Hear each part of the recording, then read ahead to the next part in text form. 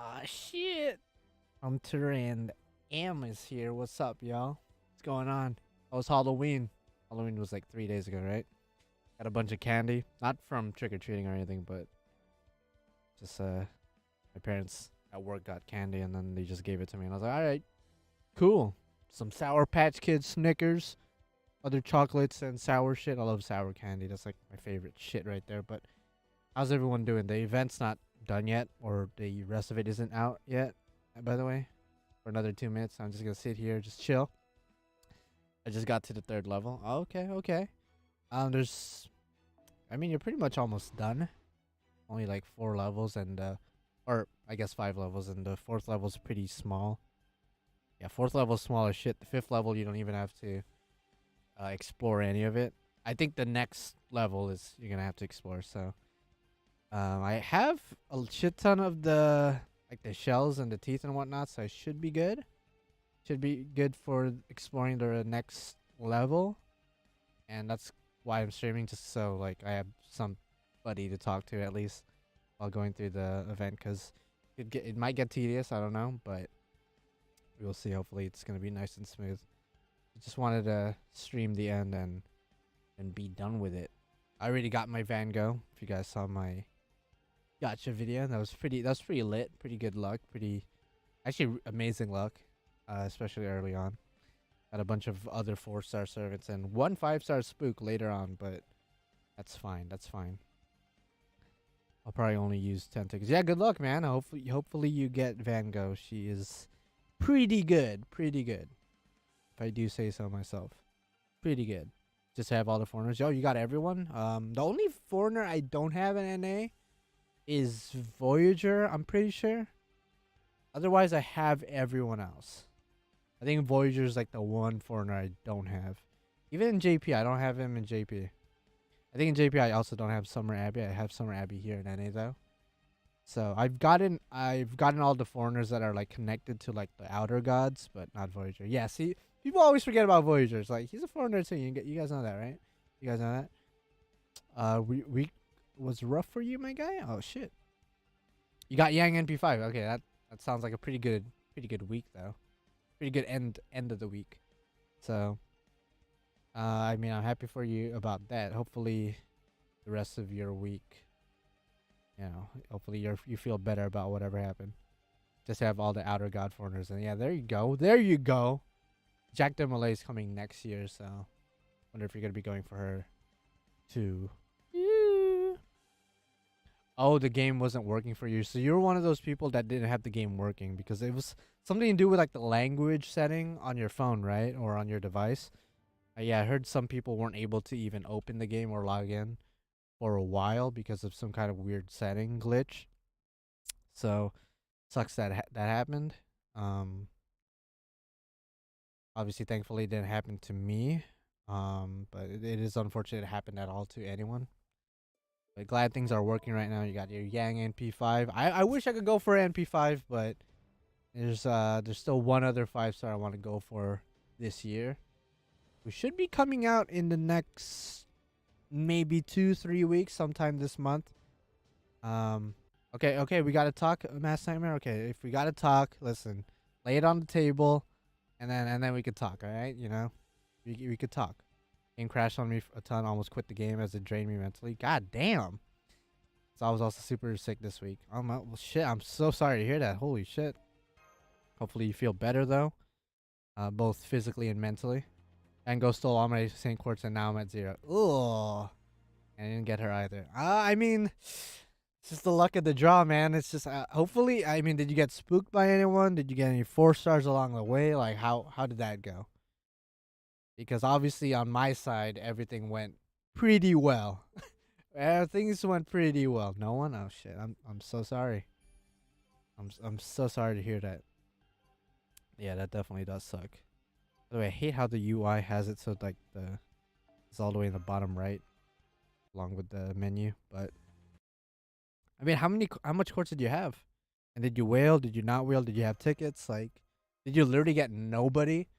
Because if you're about to tell me, oh yeah, I used like 600 quartz and I didn't get a single gold, I'd be like, yeah, I don't know, your game's broken or something. You got to report that shit because shouldn't shouldn't be like that at all. Shouldn't. I guess it is probable. I guess it is. It is. I guess possible, not probable. Probability's different. It shouldn't be the case. You wanted Raikou Lancer? Okay. Did you get Raikou Lancer? Yeah, the heart of the cards. You gotta believe in the heart of the cards. Sometimes the heart of the cards don't pull through, though. This isn't Yu-Gi-Oh! They use about a pack worth of Saint Quartz and tickets. So about 167 worth of quartz. So like about 5 multis, maybe? 5 multis, maybe even 6 multis. Interesting. Yeah, no, that's... I'm sorry to hear that again. Got her too. Nice. I know that's usually how that works. You know, sometimes you go for the 4-star, you end up getting, you know, a couple of 5 stars along the way, and you're just like, okay, that's cool and everything, but I kind of want the 4-star only. Because after I got Van Gogh, and again, it was in the last video. If you guys didn't see, it's uploaded already for the past 4 days. Literally, I got her within, and when I say her, I mean Van Gogh. I got Van Gogh within 2 singles, and I was not expecting that. I was like, okay, let's go try for the 5-star Craft Essence, and it took almost all my quartz and tickets to get the 5-star CE. I was like, all right, I get it that I already got the 5-star Servant, but can you at least throw me the 5-star CE? And that took almost damn near everything I had. And I'm not sure why that was the case. Okay, let me just do this quest should be easy. I've been using pretty much the same team for all these silhouette quests, I guess. Pretty much we've just been using Medusa as the AoE to get rid of the buffs. I don't even use these things. I don't use the backup stuff. Unless like it suggests to use them, and I would have to do that. Hope this doesn't happen when I roll for Babanshi, yeah, next year. Yeah, for sure. Fairy Knight Tristan. I like Morgan well enough, but first, yeah, no, for sure. The beautiful thing about Morgan in particular, I know you're talking about the 4-star, but if anyone's going for Morgan, she literally just got another raid up last night in JP, so that would make her have 4 raid ups in the past year and a half, which is insane. I think she's literally the one limited servant who's had the most raid ups in such a short span of time. 4 raid ups, which might not sound like a lot, but after only a year and a half of debuting in the game, that's a fuck ton. That is a lot of raid ups. They know what they're doing though.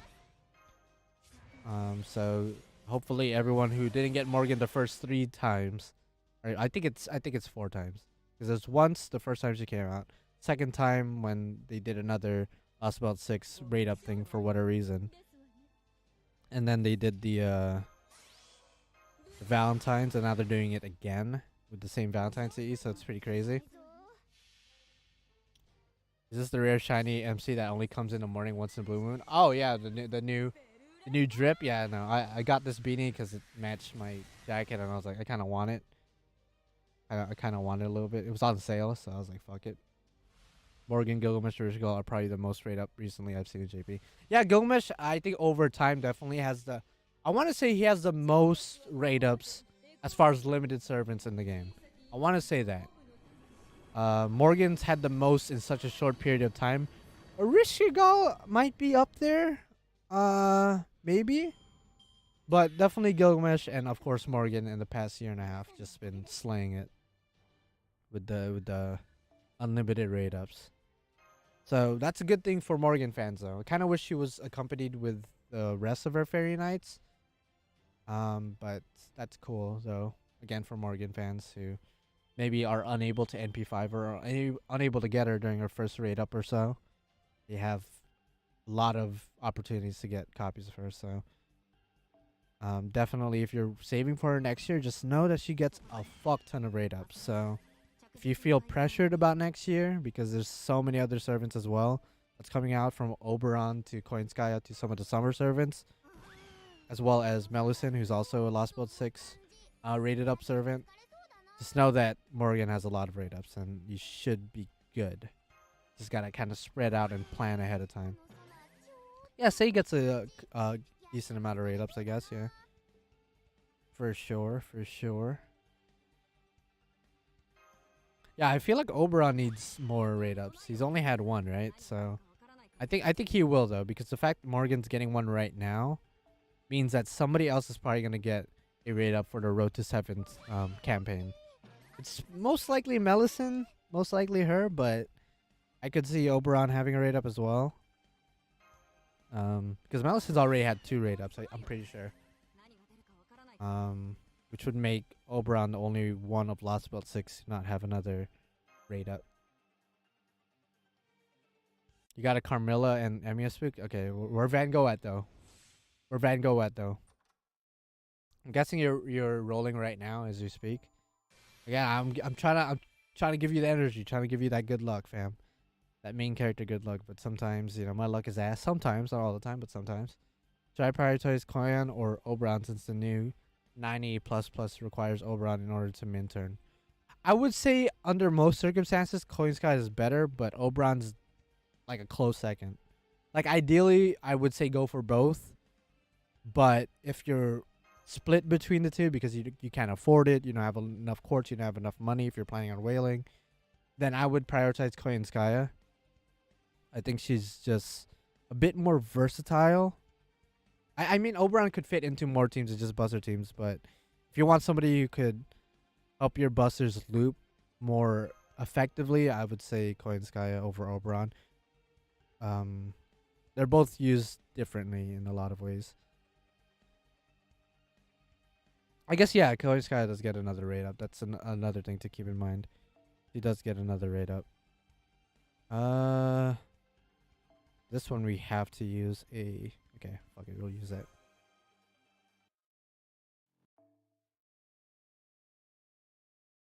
I guess Oberon doesn't have as much raid up, so... I mean, again, I would go for both. I would try for both if you can. If you can save, if you do have enough quartz and tickets to go for both. Because by the time Koyanskaya reruns, you might have other servants in the near future that you want to go for. You know what I mean? So, yeah, it's way too close to each other. It's like, next year's going to be rough. Next year's not going to be a fun time for FGO players. I mean, some people might like the fact that there's a lot of crazy content in the middle of the year, but it is pretty fucked up. Dude, this one has a lot of HP. Maybe I shouldn't have brought Medusa. Didn't get her. Oh well. 2 rare prisms. At least, I guess. Oh shit. I'm sorry, bruh. You know what they say, better luck next time. Which next time? Van Gogh, actually, I think she has a raid up next year. I might be wrong, but she might have a raid up next year. Obviously, she's having a raid up right now in JP, so I don't think you're gonna wait that long. Plus, you might get a guaranteed banner anyway.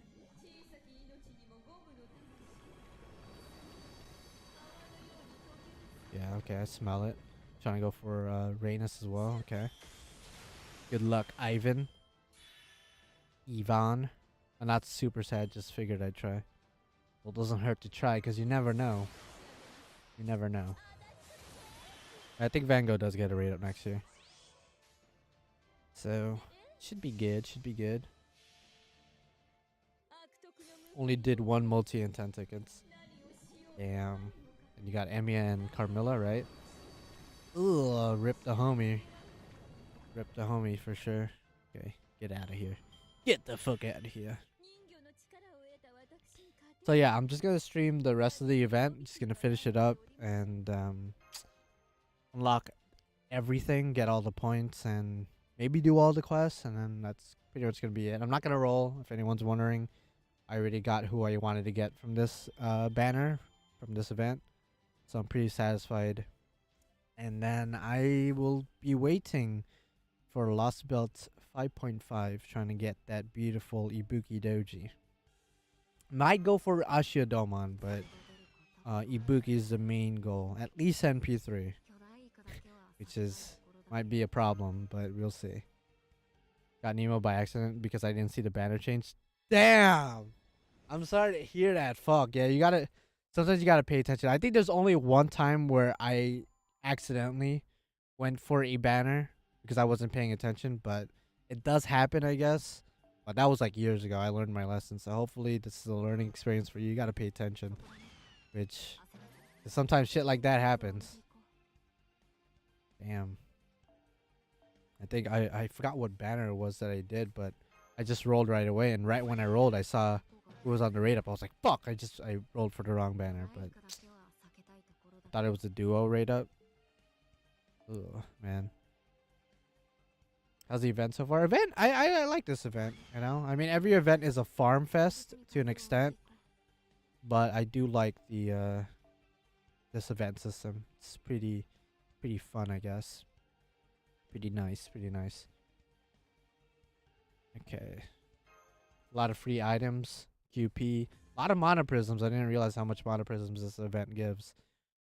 Random items, the drops for some of the free quests are pretty good. Like some of them drop the eggs. I think the one that's coming out later, if you catch up with the if you caught up with the event, I think one of them drops bones and void dust, which are pretty good drops. Pretty good drops. Otherwise, yeah, and this event is, I like it. I like it a lot. I much prefer the events like these that are slightly different from the norm than just the usual same shit. So there's only 3 enemies. Okay, good. Let's go ahead and just go all in. So again, this is the usual strat I do. 1 AoE just to take out the buffs. That way I don't have to do the backup and waste materials on that, and then just use another AoE just to win. Unlike most JP events this year. The JP events this year, especially the past couple months, have just been like pseudo lottery events. I say pseudo because they're not lotto events in the sense that you expend materials to get free shit. But they're lotto events in the sense that you get pretty much unlimited free stuff. EXP cards, QP, materials, just a slightly different system. But if you really wanted to, you could farm unlimited amounts of time. Like this past Halloween event. This past Halloween event gave a lot of like the 5-star EXP cards, which I really appreciated, as well as a fuck ton of a lot of other materials. And you could farm that endlessly, which I appreciate. I actually kind of like that. So I mean, it is what it is. I'm cool with it. I can see why some people might think it's boring, but I'm personally okay with it. As long as you get a fuck ton of materials and the event's straightforward. And again, I'm one of the people that I do like the fact that the events are 3 weeks, just because it gives you such a good amount of time to catch up if you don't have time to play 2-week long events. So I'm cool with that. I'm cool with that 3-week system. The JP event is probably the event where they wanted to release Oberon originally. Yeah, I mean, possibly. The 90++ farming quests lately, I've been able to just do them with double Castoria and Ibuki Doji. Ibuki Doji Berserker is so fucking good. Obviously, when she first came out, everyone already knew she was going to be a very good alternative and maybe even upgrade to a lot of the other arts farmers. But in recent events, like, they made her too good. She's way too good. The fact that she's able to do a 90++ farming quest, a free quest, when I don't think I could do that with Musashi or even Space Star, is crazy. They made her way too good. They should nerf her. No, they shouldn't. If they nerf her, I'll be really sad. That'd be like the first servant they would ever nerf. Don't do that. Please don't. Sailing through Trom ain't fun, not gonna lie. It's just like farming, but it has limited turns to finish. Yeah, if I remember correctly, Trom wasn't the funnest thing ever, but it is what it is. Absolutely. Absolutely. Yeah, see, but you need Super Scope with Spacious Star. With Ibuki, you don't. So Ibuki's just doing insane damage. No Super Scope needed. Granted, you could have like the second a pen skill and a normal kaleidoscope, but again, you don't even need a kaleidoscope in general with Ibuki. Ibuki is so efficient. She's a berserker, so she's always gonna hit hard, unless of course you're fighting a foreigner, which recently we haven't been fighting foreigners in free quests. She's just way too good. At first I was like, okay, she's another arts farmer. Okay, she has her own battery. I mean, this isn't really anything new, but past couple months has proved that she is dummy OP. Easily the best arts farmer. I could probably say that right now. Easily the best arts farmer as far as 5 stars go. I think Spacious Star was there for the longest time. I think the argument could be made for maybe Kama and maybe Musashi Berserker, but it does pain me to say that Musashi Berserker just got absolutely destroyed by this new arts berserker in the form of Ibuki. Ibuki's too good. Alright, so that's, I think this is the Abigail quest, so I'll save that for later. I'll do a couple of these. Her final art just speaks fetish. I like it. Listen, I'm not gonna argue with you on that because you are speaking 100% facts. 100% facts. Spacious Star will always be the most future-proof servant. Yeah, I mean she's versatile in that sense, and I mean most people are still gonna be using her in arts team comp, so that point is kind of moot. But I see what you're trying to say.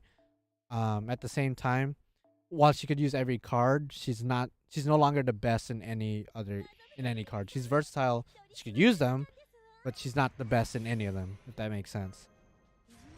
Whereas Ibuki just easily destroys the arts farming team comps nowadays. I think in terms of buster looping, you could probably like toss that up with Melusin, Casterku, maybe Morgan. There's a ton of very, very good buster loopers. And then quick loopers. I mean, quick loopers is like, I think it's like the same stuff since like Scotty's first release. So it's like nothing too groundbreaking came out in recent history. Maybe like Ruler Scotty, and then Karen. I'd say Karen's probably the hardest hitting quick looper in the game. But yeah. My Spacious Star's MP3, so I'm not going to use her. You're not going to use her? What do you mean? Oh, you're not going to. I was about to say, I was like, wait, what? Almost misread that, my guy. Yeah, Rikyu's good. Charlemagne's, I think, alright. Charlemagne's alright.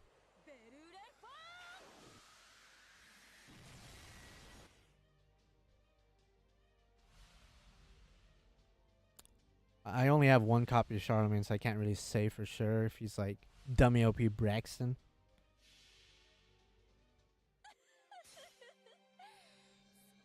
Yeah, Zerkalot's still pretty good. Like Quicks, it's gonna be hard for Quicks to I guess be quote unquote safe. They're still good, but Arts is just way too efficient, and then Buster just dummy damage. Well, we all know. Okay, all right. Like, listen, Spacious Star and Gil. Like, why are we comparing the two? One's for farming, the other one is just a servant obliterator. Like, let's just, it'd be like that.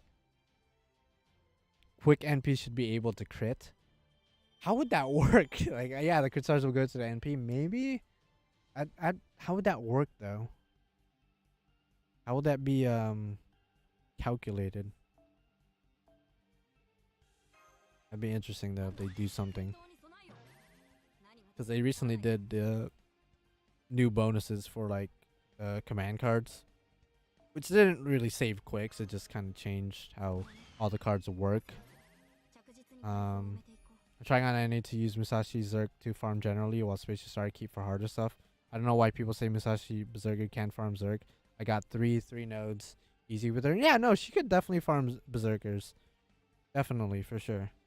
Like, yeah, it does suck that she doesn't have her own battery, but her own innate NP gain, along with her second skill, which further increases her NP gain, I think just does more than enough. I think what people probably don't do is use the correct Mystic Code, because sometimes you do have to use a specific Mystic Code depending on the situation at hand.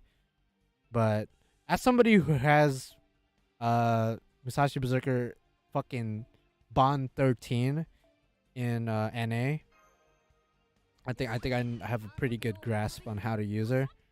So when people are unable to loop, or like they find her dying too quick during like challenges or something, I'm just like, how is she dying? How is she not looping? I don't get what you're doing. Are you gonna do a Dojin tier list someday? If I find a way to do it without getting my channel in trouble, maybe. Maybe if I just use codes and like innuendo and like metaphors and whatnot, maybe I could do that. But I never really thought about doing a Dojin tier list.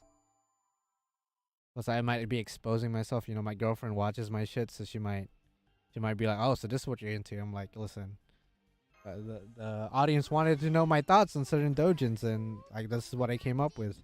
It'd be like that." So I mean, I don't know if I want to get in trouble. She might be okay with it, I guess. I just use the Babylon Mystic Code with Maxapen and Foe CE to clear. Okay, I smell you. I smell you. By the way, I like using the if it wasn't obvious, I like using the Osaka Bay scanner the most. It's probably not the most efficient way to go through about this, but it's the easiest one for me when I'm like half paying attention. What Mystic Code should you use for Musashi? I usually like using the wait. I think I'm using the Mystic Code right now. I like using the summer one. The one with the arts buffs where Fujimaru has like a tan. That's the one I like to use. Okay, I'm actually not using that one right now, but that's the one I like to use typically. Just because I find that the 10% NP gauge that you get for the third skill actually comes in clutch a lot of times. And if you're fighting berserkers, you could use the first skill to increase their arts effectiveness, which will in turn increase their overall NP gain and NP looping, I guess, efficiency. So it's weird how all the new servants had 3 billion effects on one skill, but for some reason DW. I know, Gil needs a buff, bro. Gil's gonna get. I want to say he's gonna get a buff when Strange Fate comes out. Maybe. Is that me just that copium? Is that me just kind of like hoping and it's probably not gonna happen? Okay, that's the quest. Okay, I'm just making sure. Well, hopefully they buff him for Strange Fate, because Strange Fate coming out in like a month, like 2 months more or so, but like a month and a half. So yeah, I could maybe, I don't know. Enkidu's really good already. Enkidu's already really good. I think what they could do for Enkidu is maybe an animation update. His animations aren't the worst, but certainly when you see him fight in Strange Fake and I guess a little bit in Babylonia, he obviously does a lot more than what he does in the game. Again, specifically Strange Fake, if you've read the manga and you could see the shit he could do, I think a animation update for him would make a lot of sense. Oh, this one has 6 enemies. Okay, interesting. Watch him buff Herc again. Hercules doesn't need a buff. He has like a million buffs and he's already, even without all the buffs he's gotten. Okay, let me think about this. Yeah, even if they took out all the buffs he's gotten, he's still a pretty good servant. You just get him to bond 10 and he's dummy busted. Auto shield system and buster up would be perfect. Any buff for the King of Heroes or Enkidu, well, more so animation update for him would be appreciated. Okay, what do these guys do when they die? Recover a single enemy's HP. Oh, okay, that's actually not gonna do anything for you. Yeah, his Bonsi is way too good. Way too good. And that's coming from somebody who doesn't have him bond 10. I think he's still bond 9. He's been bond 9 for like the past couple of years. I'm just lazy because I think it takes like 400k bond points to get him to bond 10. I'm just like, fuck that. Star Bomb would be good for Gil. I think like a Star Bomb every turn. Like 3 turns, like drop like 15 crit stars. That'd be pretty cool. Maybe a crit damage up as well. I don't know, maybe I'm making him way too OP. My Hercules bond 10, but I never use him. Oh shit. Honestly, I would probably be doing the same shit. Even if I had Hercules bond 10, I never sat there like, yo, I wish he was bond 10. I really want to use him right now. Never had the need to use him, so probably would be in the same boat, Cha-Cha. It's probably why I'm not really that eager to get him to bond 10.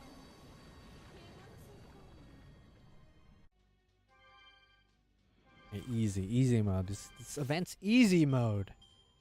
Yeah, who was everyone's MVP for this event? Because obviously, I mean, besides Castoria, of course, Kiara has just been Absolutely killing it. Absolutely killing it. Gil attack increases based on number of saber faces in party. You know how broken he'd be? It's like stack your team with like Castorias and Morgans. Dummy OP.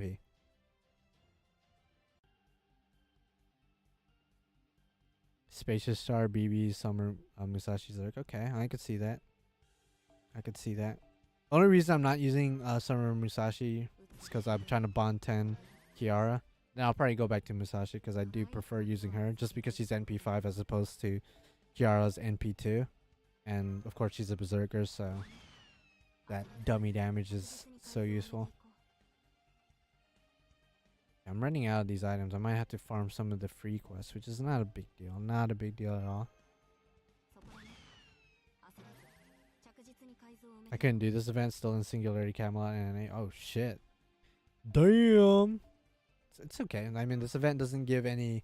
Only thing exclusive is the obviously the command codes, which I guess does suck to miss out on. I'm not gonna lie, but other than that, the craft essence. There's no free servants, so I guess in that sense you're not missing too much. But you know, it'd be like I think this one's the Hokusai quest. I'll do that when I circle back to it. Okay, so I totally underestimated how much the shells I do need. It gives an Ilia. Oh, a grill, yeah. Yeah, it does give a grill. But then again, sometime in the future, we will get that serving coin exchange system where we could exchange, what was it, 2,000 serving coins for a grill. So missing out on grills isn't as big of a deal anymore in JP. Just because you could essentially get unlimited grills, you know, 2 grills a month as long as you have the serving coins to trade for.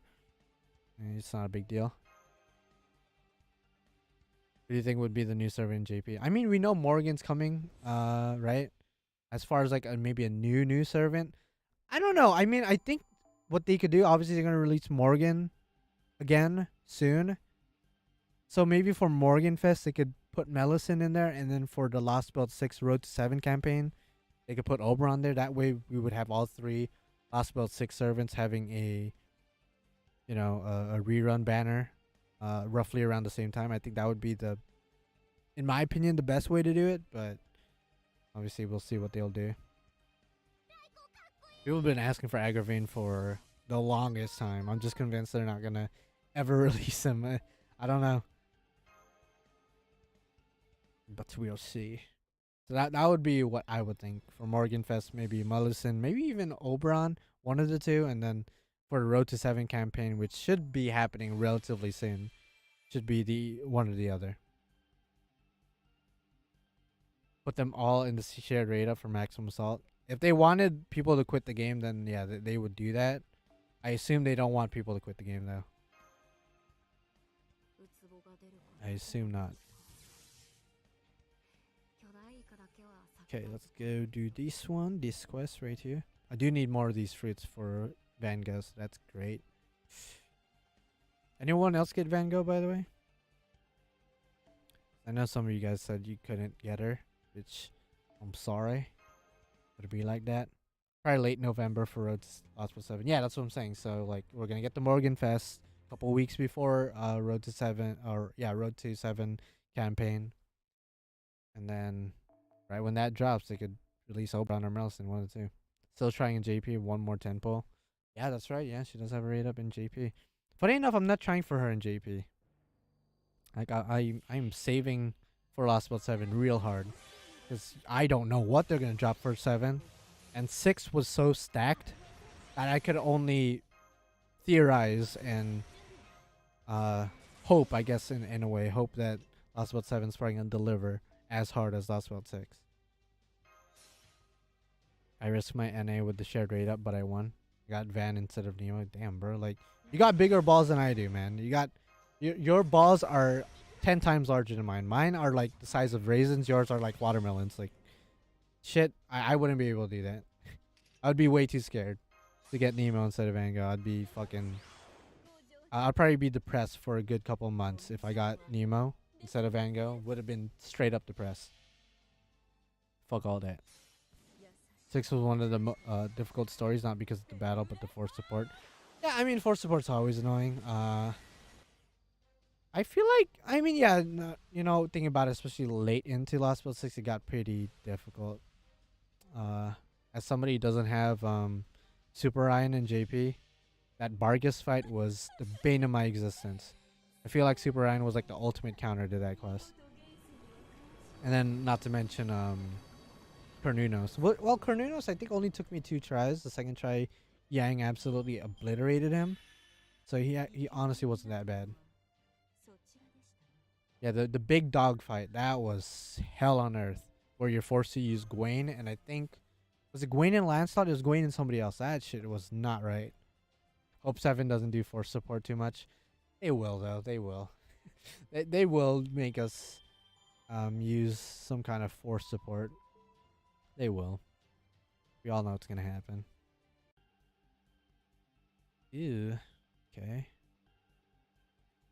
Almost done. I just need this top left corner, and then I'll be done with clearing some of these. Okay. I think I should just farm some of the free quests for now. Let's see. We don't even have them unlocked. The hell? Unlock after continuing investigation. Oh, okay, so I got to do some of the foreigner quests. Okay. So this one right here. Ooh, this one's the one with Abby, I'm pretty sure. This one might be a problem. Obviously, I got to change my team up a little bit. I mean, I might be good. I think the one thing I will change is, I think I'm gonna bring a Rash's bitch ass. Been a while since I relied on a Rash. So Rash with good old Kaleidoscope, I think he'll be able to, yeah, he'll NP, and then hopefully, I think the first 3 enemies are Berserkers, so I should be straight. Should be good on that. And I'll save my buffs for Abigail. Dogfight was fun. No, dogfight. I mean, it was fun. I like a good challenge, but that shit took me like 5 tries or something. Each with like 20 plus turns. So screw that.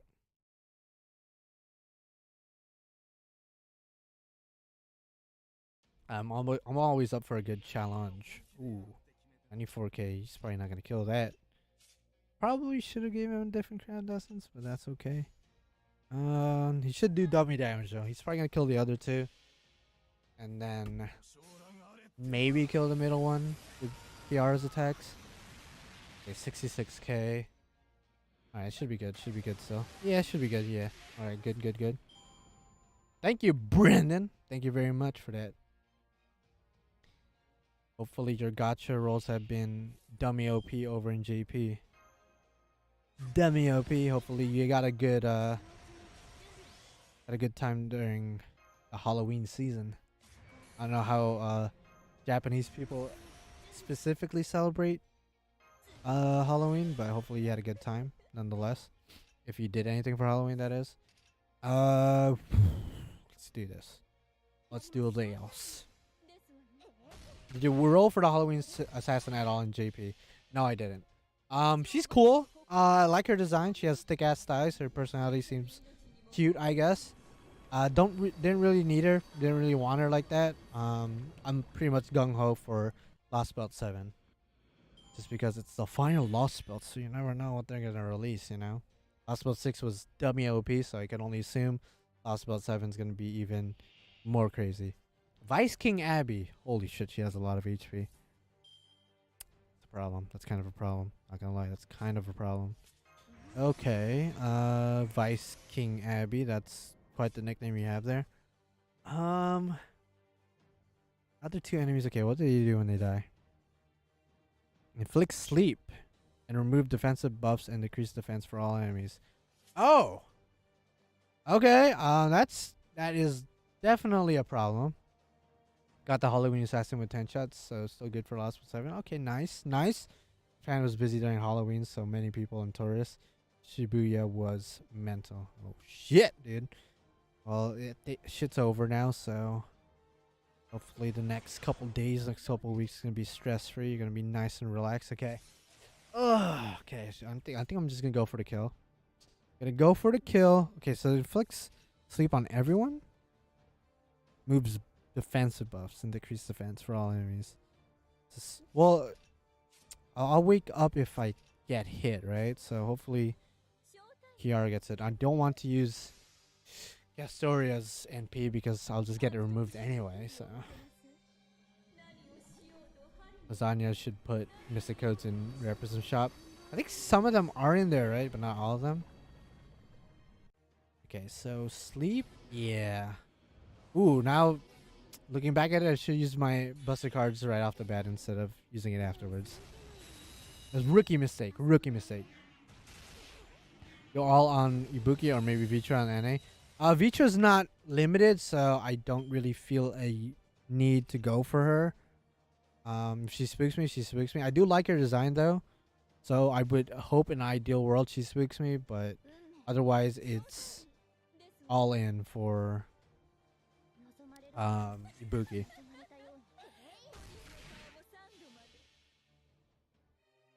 Sleep is only broken by busters. No, I meant I wanted to use my buster attacks first so I could do more damage, and then NP so I could be put to sleep. Instead I used my NP first and then my buster cards, which was a mistake because obviously my buster cards didn't go through because I got put to sleep after NP. So should use buster cards first then NP, and then I wouldn't have been able to use my extra attack, but that's okay. That's fine. Mistakes happen. Can't wait for MC to NP5 Muramasa instead of Ibuki. I probably won't go for Muramasa. At best, I'll probably roll in his banner to get the 5-star CE, but I don't really see myself going for his oh, this is a bad position. Wow, 469k HP. That's a problem. That is a problem. Okay, and I think her NP also removes buffs. So that's kind of scary. That's kind of scary. I mean, all I could really do is this, which is really only going to protect the Castoria that's casting it because the other two already have protection. But this is going to heal off my debuffs. Have you heard the possible leaks for LB7? Actually, no. I don't really look at leaks like that.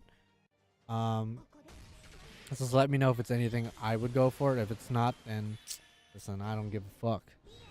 If it's not Tiamat or Kotominakide, then like, do I really care? Do I really care? Who needs Muramasa when Jason is there? Yeah, I mean, shit. You're not wrong. He's like budget Muramasa. I don't trust the leaks. Well, the leaks for Arcuid were right. So, and I think the Summer Servants too. They leaked the Summer Servants. So, if it's coming from the same source, I guess it's pretty reliable. Otherwise, I don't know. Okay, so Abby's about to use her NP. I think I have Van Gogh in the back, so Van Gogh should be able to slap the shit out of Abby easily. Might as well do this just to get some crit damage off. So everyone in the front line is gonna die. Grand Saber? Ooh, Grand Saber. See, again, Grand Saber. It's probably not Tiamat, obviously. And Kotominakide is definitely not a Saber, so I don't care. What is it? Another Arthur? Like, another Knights of the Round? Like, you know, am I gonna be rolling for a Grand Saber? I already got my Ibuki. Okay, yeah, go Manasai, go Manasai. Yeah, what's up, what's up? Okay, so Van Gogh and Mashu. Mashu, I kind of want you to die. That way Van Gogh could just take advantage, but we'll play your little game. So I'll save Van Gogh's buffs for later.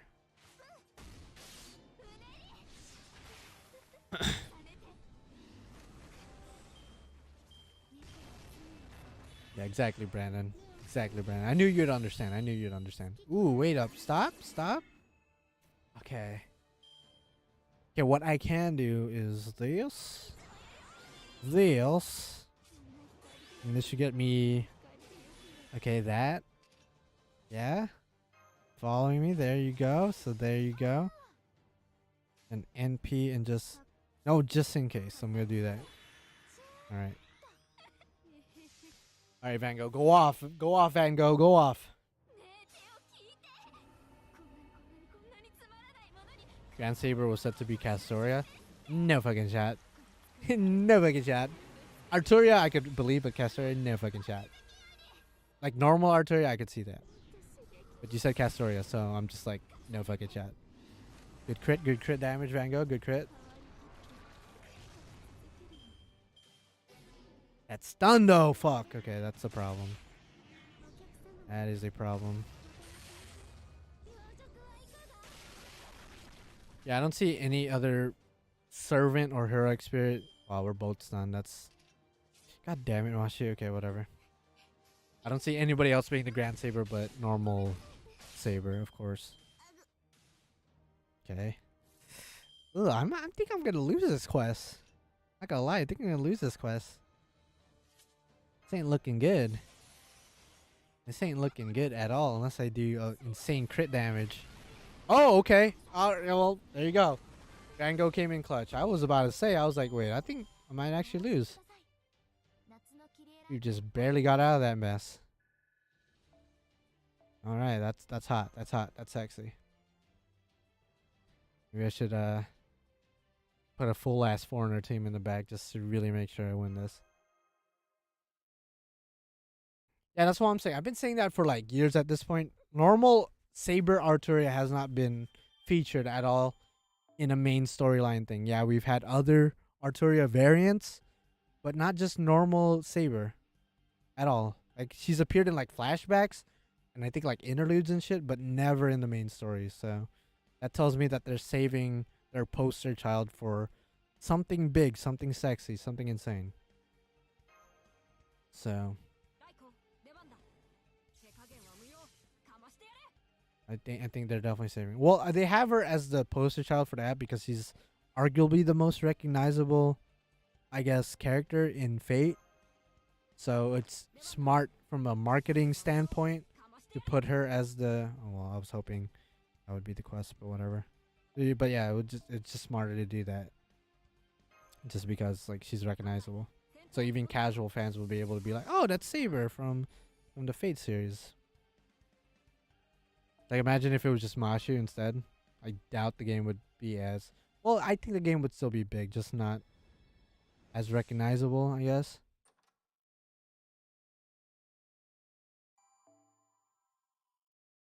Yeah, grand doesn't mean strongest. A lot of people believe that. I'm just like, dog, I'm sorry, but Gilgamesh would slap the fuck out of Super Ryan. I'll be the first one to say that. He would slap the fuck out of him. Even after reading Atlantis twice and seeing what Orion could do, I'm just like, listen, he's impressive, but he's not the king of heroes. You know what I'm saying? He's not the king of heroes. So, that's just my opinion, though. Ooh. But it do be like that. Should I just... Can I farm another quest now? Alright, let's do this quest.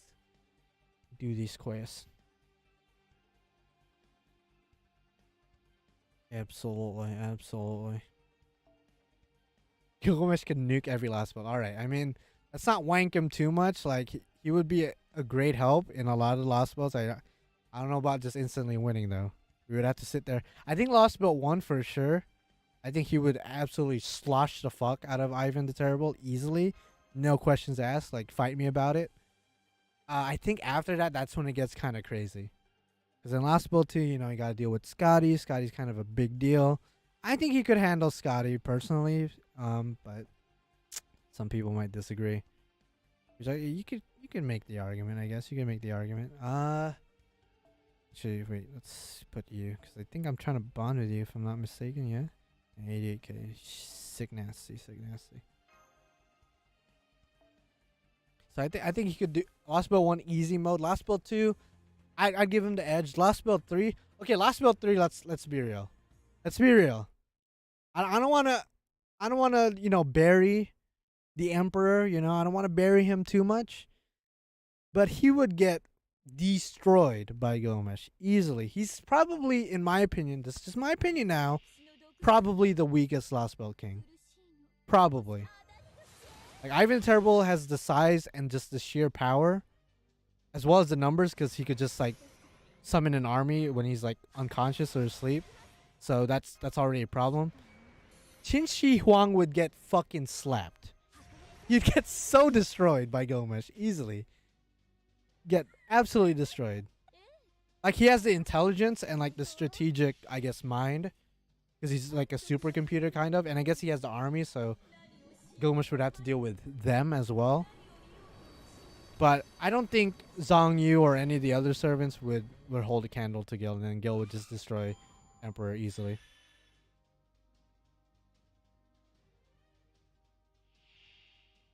Yeah, Gilgamesh killed Iskandar's army, so I don't see the Emperor doing anything like impressive.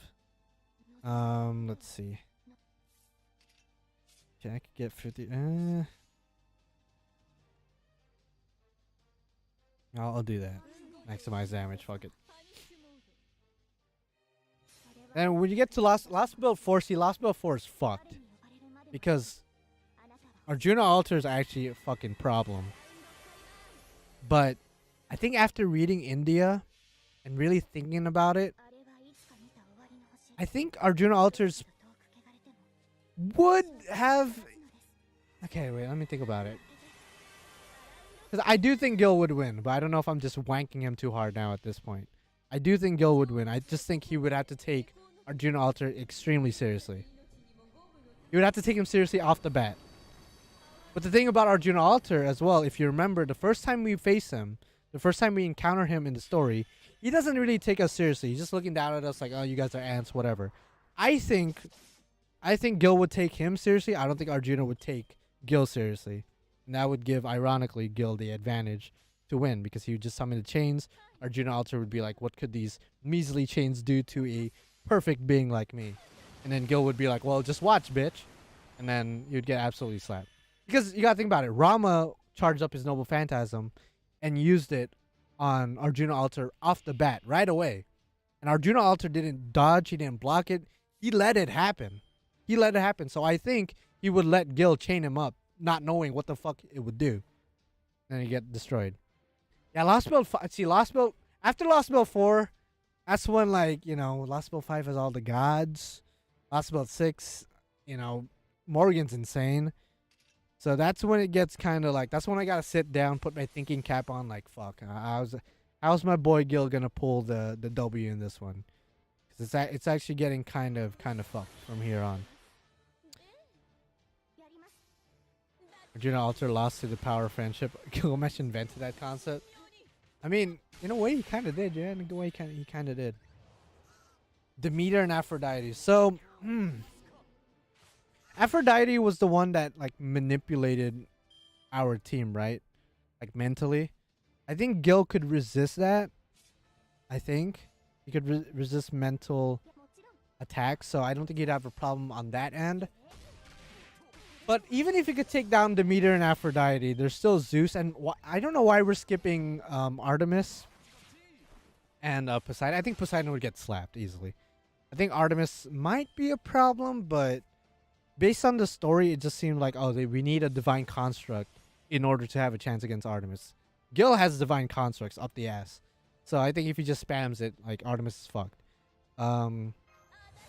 Demeter and Aphrodite, I feel like, I don't know. I really gotta think about it.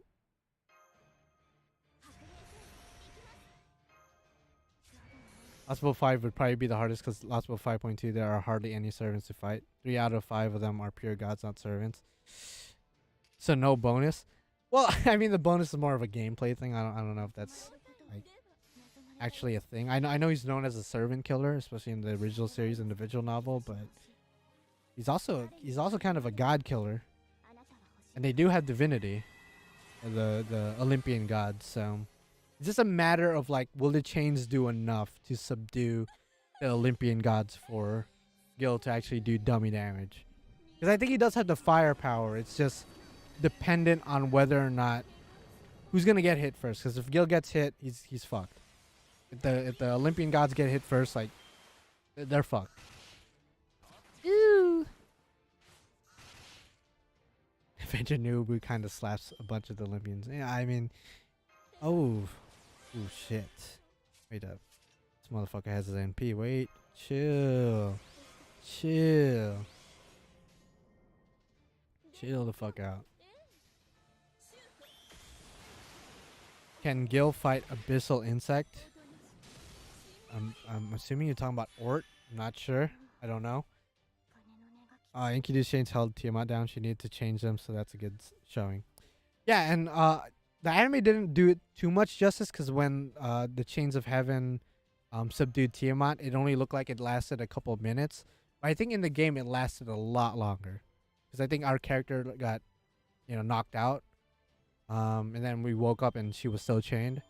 So it presumably lasted for a lot longer than what the anime showed.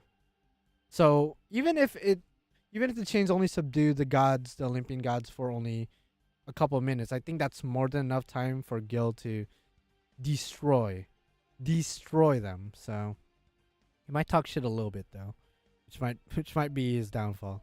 He might talk shit a little bit. You'd be like, you call yourself gods? You're nothing but oversized microwaves. And then, the more he talks, the more time they have to get out of the chains and slosh his ass. So, few days. Okay, I don't know if it was a few days. It definitely was longer than a couple seconds or a couple minutes. I don't know about days though. I might be exaggerating a little bit. But the Olympians in LB5 defeat Sephar though. Well, Zeus did when he essentially combined himself with all the other gods, right? That was the whole thing. Because in our history, in proper human history, all the gods fought Sephar separately, whereas in Lost World 5, Zeus forced everyone to combine their powers with him to have a better chance against the White Titan, as they call her. So that was the whole thing. All Out Cry. Wait, no, I don't want to use that. I don't want to use that shit. Oh, suggested. Oh, okay, so this one. Oh shit. Okay, I shouldn't do this one then. Yeah, Zeus went full mecha. Went full mecha on them asses. Gil would sim for Morgan and lose. See, okay, I'm still stuck on Lost Spell 5, but if we go skip to Lost Spell 6, yeah, that's. I don't know. I think Lost Spell 5 might be harder for Gil, but Morgan's definitely not a slouch for sure. I think Gil would have a hard time. He might end up simping. You never know. I don't see Gil beating Chaos though. See, that's true. That's true. That's true though. I mean, is he hard soloing or does he have the allies that we had? You know what I mean? Is Musashi still gonna be there or not? Because if Gil's hard soloing, he's probably not winning. But if Musashi's there, she's just gonna do the same thing she did at the end of Lost Spell 6, Lost Spell 5, I should say. Yeah, Oberon's still a thing. Cornunos is still a thing as well. There's a lot of factors in Lost Spell 6 and 5, you know.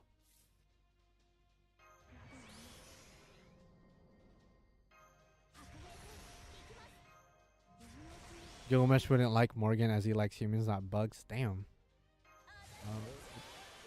Talking about Oberon though? Oberon's the bug guy. You don't like Arturia, she was sad to look at it with her failed path. That's kind of fucked up. He just kind of likes her because he wants to like enjoy her, I guess, suffering. Kind of messed up. Gil would make a massacre in Trom. Oh yeah, Trom's gone. Trom's gone. Trom's not even like a contender. Like, why are we even bringing that up? Absolutely wrecked.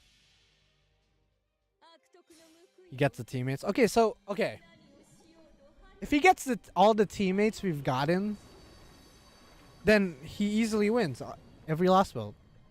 I would think, because Chaos gets countered by Musashi. If he has Super Orion in Atlantis, then dog, like they're tag teaming the fuck out of Artemis. Artemis is gone. Same thing with like Poseidon, Odysseus. Odysseus is just straight done for.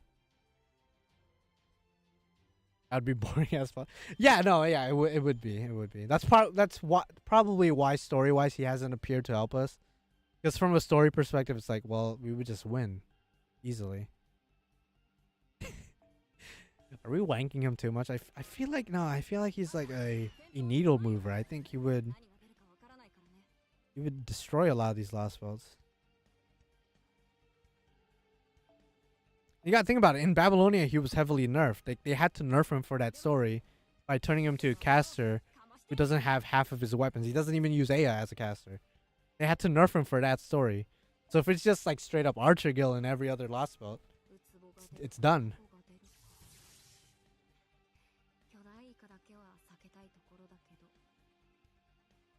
I don't know about Tunguska. I actually don't know much about the story there. Besides, of course, the beast. Absolutely.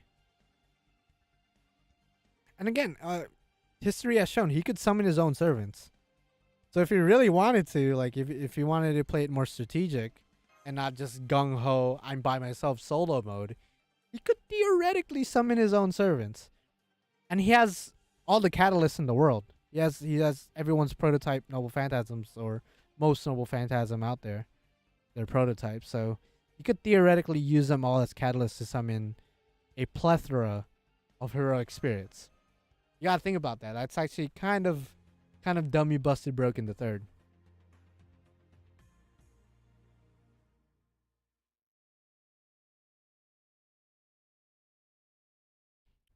If Gil wasn't LB6. Oh yeah, no, spoiler, but yeah, no, I feel you. Everyone would still be alive.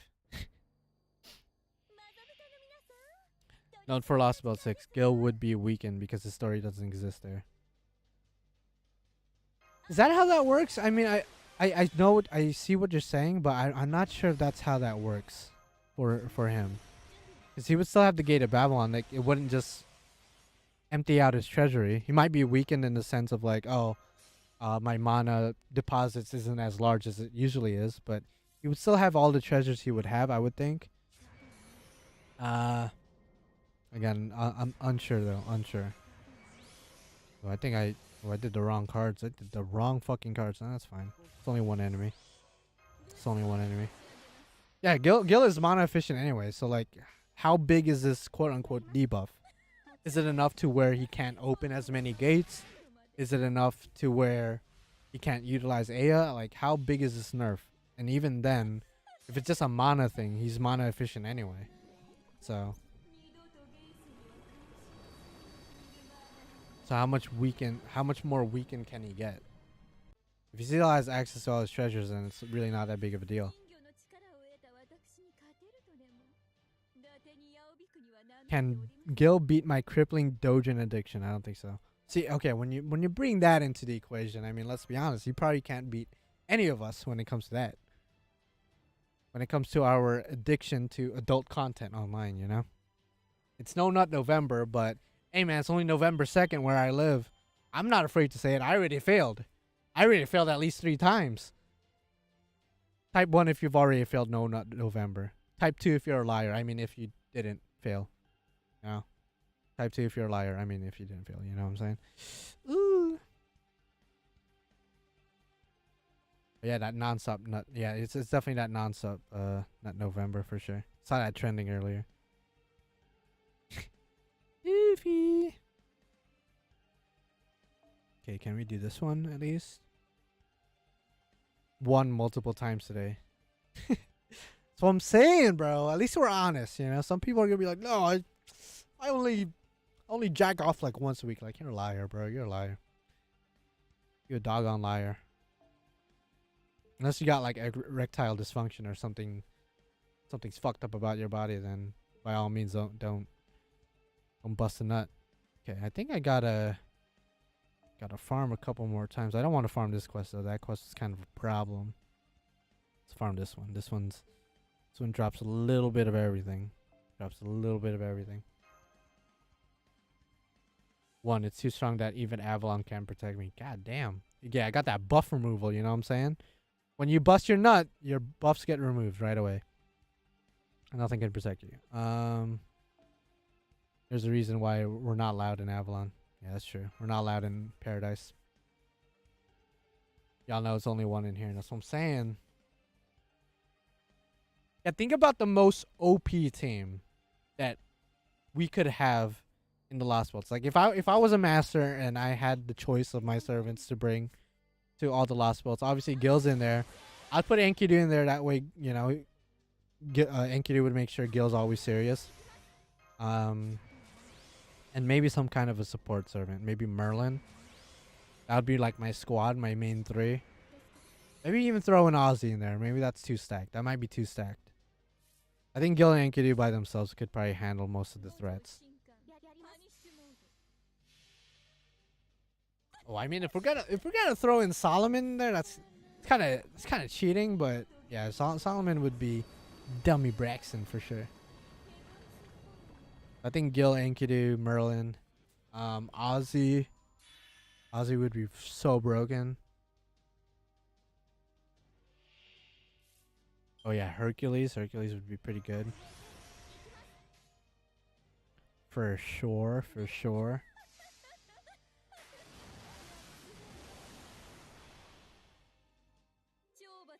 Max 5 servants. Okay, well I said 4, right? Said 4.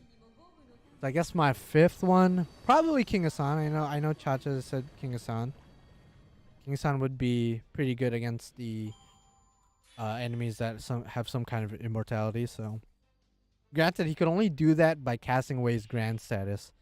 So I assume he can't just spam that out. So he's actually not as strong. Like, he's still strong. Don't get me wrong. He's that rhymed, by the way. I hate the player, hate the game.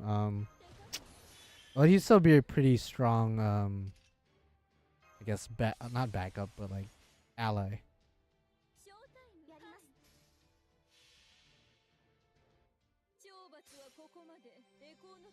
Yeah, Gil, Ozzy, Enkidu, and Merlin. Those would be my guaranteed 4. The 5th one is kind of hard to choose.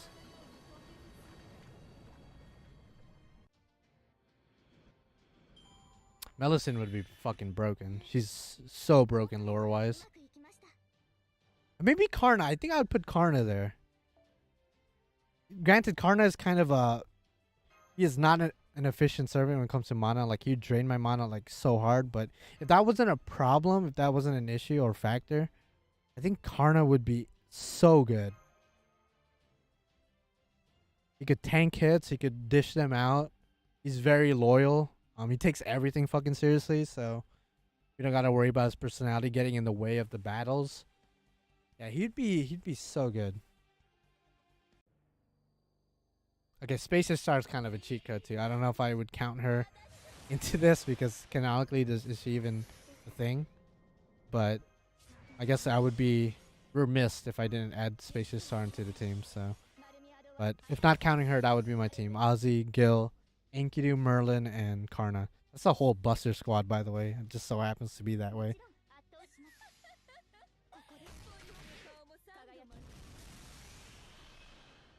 Yeah, Kiara, Kama. I'd probably take Kama above the other two, personally. Because I think Kiara... Well, Kama's kind of the same way. I was going to say Kiara's more prone to fuck around and do something for her own benefit, but I think Kama might do the same thing. In a way, all the beasts are kind of like that. Like BB would be broken, but she's definitely one to fuck around a lot too. So yeah, they're probably prone to betray you, kind of.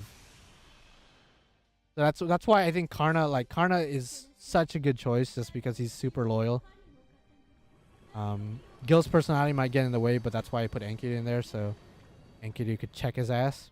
Then Enkidu's kind of in the same boat as Karna, where he's super loyal. He has no reason to betray you or have his personality get in the way.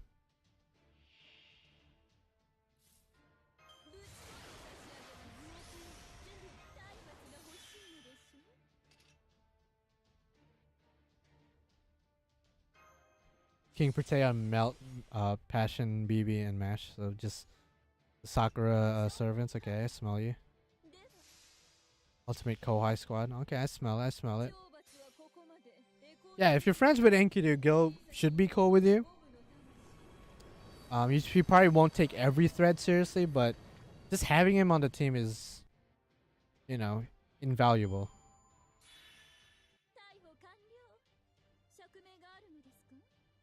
Yeah, Coinskyer would like have you sign a contract like, listen, I'll help you with these lost belts.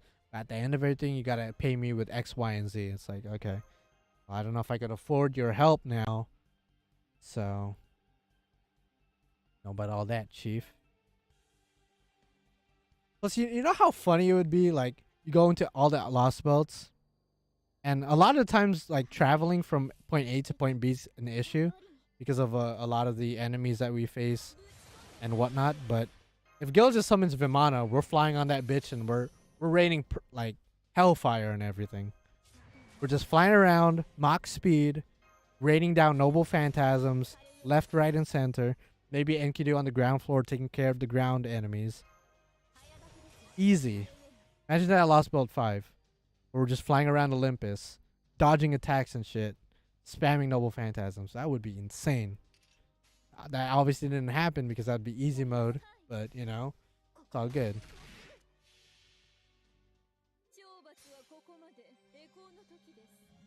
Yeah, Morgan, I mean, the Lost Belt Kings in general would be super broken. Except for, well, Qin Shi Huang is pretty good. Because he could, he's like a supercomputer sort of deal, so he's probably a good strategist. He'd probably come up with like some pretty crazy strategies. But in terms of sheer power, a lot of the Lost Belt Kings are insane. Which is, I mean, I say that, but granted, she's sort of nerfed because she's a normal servant in here, but in Imaginary Scramble, this event, Scotty is one of our servants in here. But she's not hard soloing, so she's not an all-powerful entity as she would be in a Lost Belt setting. She's sort of just another caster. Not too broken, but still an asset to the team. So maybe the Lost Belt Kings in a servant container wouldn't be as broken as you might think.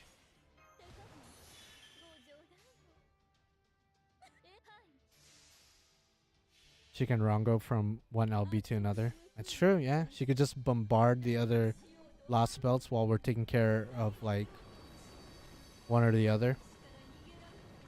Maybe one day dedicated to her just bombarding them, and then we invade them and just take care of the scraps. Granted, I don't think she could spam it out like that. And if she's just a normal servant, she most likely can't do what her Lost Belt self can do. Want Gil to work hard, just bring Saber Lily. True. That's a fair point. Fair assessment. Makes sense. 100% would. But I feel like Enkidu already does that for him, so that's why I'm bringing Enkidu. You know? Dummy powerful. And we'll get Gil off his ass, so yeah. Yeah, pretty lit nasty. So are we all in agreement Gil would absolutely slosh Lost Belt 1 to 4 with relative ease, and then Lost Belt 5 and 6, that's when it gets kind of hard. Particularly Lost Belt 5, since there's just so many other factors. Well, Lost Belt 6 too, so those two are fucking difficult. Those two are messed up.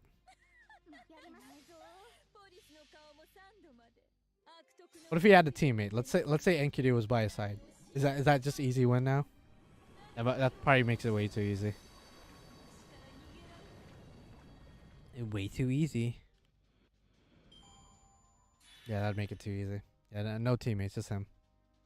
And whatever ally that's already there.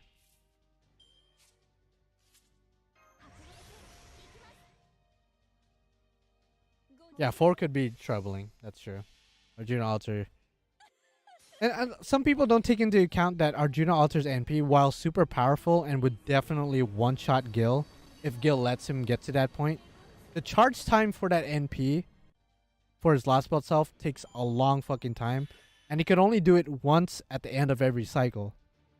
So, there's a lot of room for Gil to go in for the offensive while he's waiting to use Mahapralaya. Like, it's not just like a one and done deal.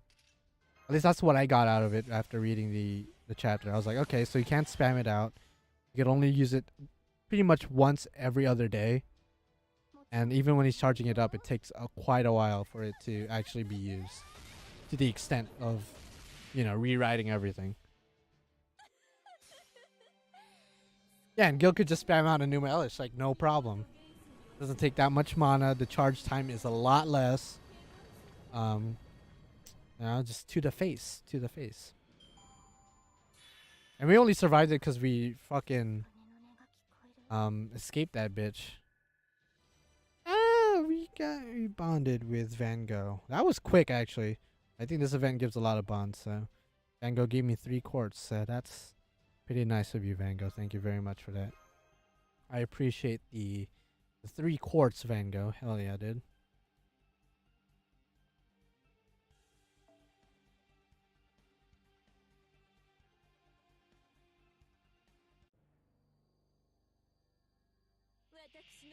Yeah, Gildot will real gods, bro.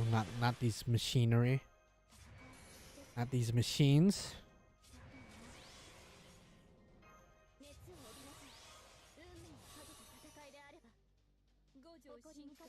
Yeah, after this quest, I might try to complete the rest of the corner.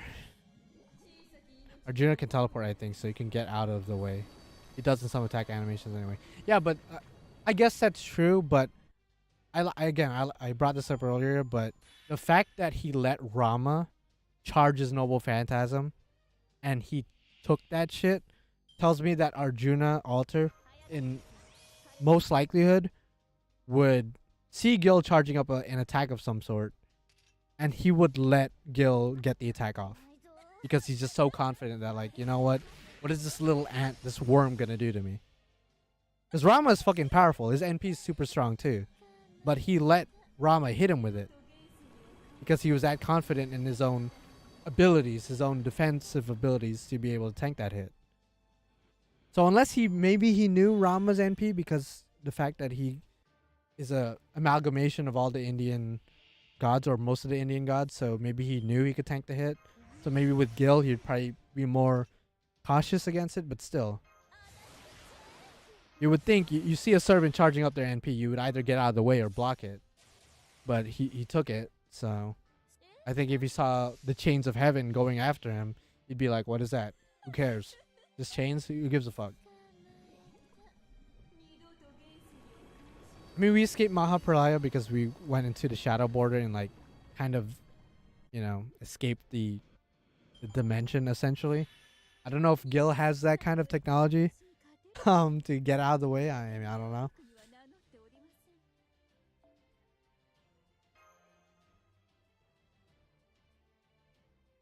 He'd be in serious mode when he sees Karna at the end. And by the time he's in serious mode, he's already going to be chained up. Yeah, he just let it happen. Can Gil enter his gates of battle? Well, okay, so the thing about that is it's kind of ambiguous. Because we've seen, at least in Unlimited Blade Works, we've seen Shinji go inside. Or not even go inside, but it's implied that Gil put him in there and then shot him into Ilya's castle. So I guess if Shinji could go inside of it, I don't see why Gil can't. But it's definitely never been used as a base of operations or a place to escape to. But I don't see why not at the same time, you know? Like, the fact that that little mongrel Shinji is probably the only one to enter the Gate of Babylon is kind of crazy when you think about it. I mean, we could presume maybe Gil has went inside of it, maybe at some point. But the fact the only other person to see what's inside is Shinji is insane. Like, what does it look like in there? And will we ever find out? Probably never. Ilya's heart went into the gate. All right. Well, you didn't have to go there, fam. But, you know, it'd be like that. It'd be like that. Anti-ship. Yeah, let's go do that. Haven't people broken the chains before Arjuna would break free? Yes. So, 2 times that I could think of where the chains have been broken, or the subdued opponent have escaped, is Hercules and Tiamat. So Tiamat, it took a long time for her to get out of the chains of heaven. So at the very least, Arjuna will be subdued for a long time. Hercules broke out as well, but again, it took him a while, and it's because of his legend. His legend and his lore allows him to be able to overcome insurmountable odds. That's his character. So it's I don't know if it's an ability or a Noble Phantasm, but it's just built into his character. So I don't think Arjuna Altar has that or something similar to that extent. So can Arjuna Altar break free from it if given enough time? I don't see why not. But even a couple of seconds of being subdued could be detrimental to anybody chained by the chains, you know? At least that's the way I see it. I don't know if that's exactly an accurate, you know, assessment. But in any battle, like let's just speak in a general sense. In any battle, if you're subdued, even for 10 seconds, 10 seconds, you are in a great disadvantage because during that 10 seconds, you could get fucked up real quick. So, if it's longer than 10 seconds, like it was with Tiamat, it's game over.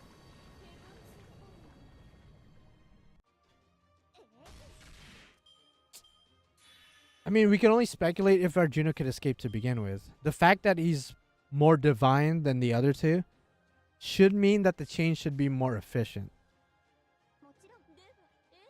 And I only say he's more divine than the other two, particularly Tiamat, because he has multiple, countless Indian gods inside of him.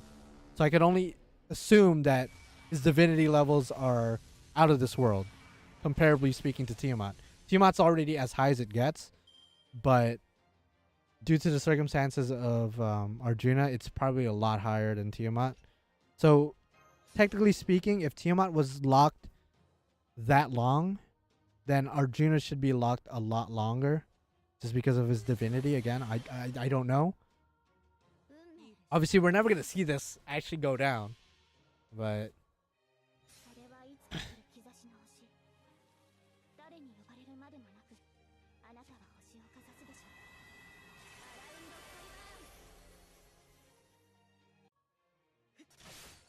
if divinity is a factor, then Jaguar Man will be OP.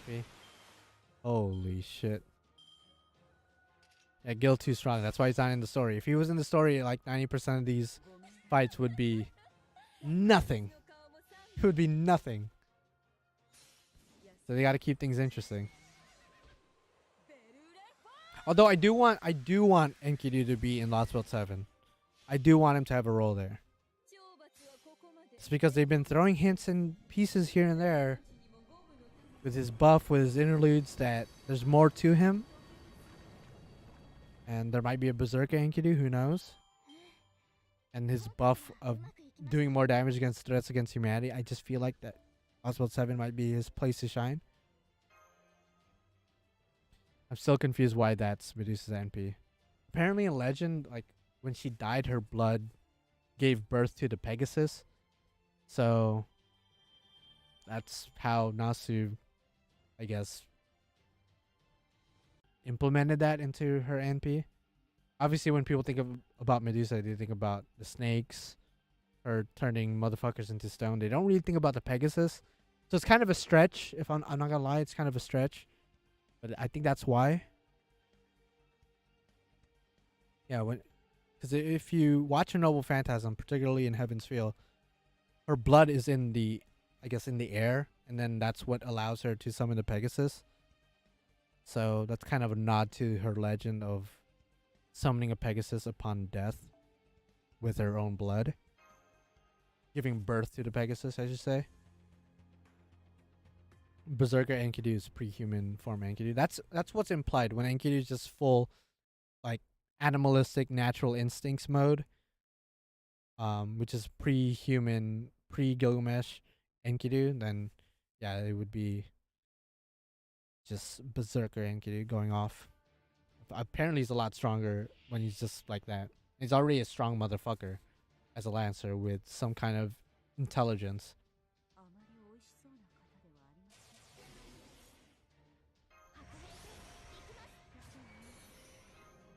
I wonder if Richard would be a Saber or would they change him as well like Ark. I think they'd probably keep him as a Saber. I don't see why they would change him, because Ark's original class, or one of her classes, at least in the Extraverse, she's a Berserker there. But in other, I forget which work it was, but she's like the funny vamp class, which her skill calls back to that. So I think that's their way of nodding on that. But now she's a Moon Cancer.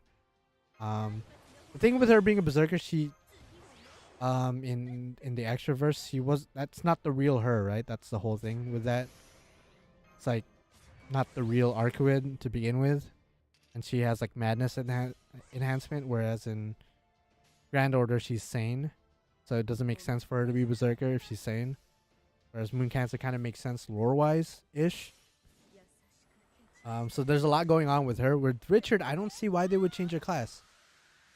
I don't see why they would change change his class. There's no reason to do that.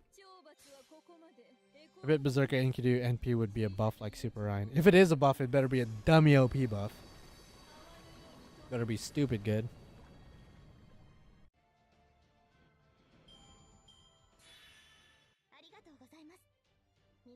Berserker Arc gameplay wise would be so good. Yeah, if Arcuid came out as a Berserker with the same skills and NP as she has right now as a Moon Cancer, she would be stupid broken. Doesn't Richard have like all 7 classes or something? Probably, but we know him as a Saber, so it's like, why would they release him as any other class but that? It's like if they released Charlemagne a couple months ago for Trom and they didn't make him a Saber. It's like, what? Why? What's the point? Like it's the same design and everything. We've known him as a Saber. Why is he not a Saber? Granted, there's the other Charlemagne that they didn't release. That's a ruler, but that's a gotcha for another day, I suppose.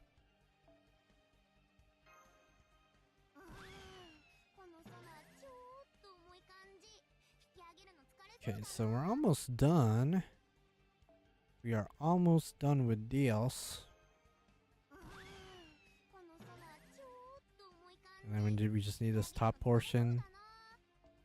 Let's do this one. Running out of those scales. I have to see Ozzy's BFF, for God's name. Moses. I almost forgot too. Holy shit. Yeah, the homie Moses and his wife Nefertari. You can't forget his lovely wife. That would be great. Nefertari is a caster, maybe. Her whole thing is buffing Ozzy or some shit, and then Moses is just. I can see Moses being a grand. I just don't know a grand what exactly. I could see him either being a grand or just a straight up ruler. Yeah, I would like that very much. Grand Rider into FGO when? Well, you know, arcade. That's all I'm gonna say. Arcade though. Yeah, you guys know.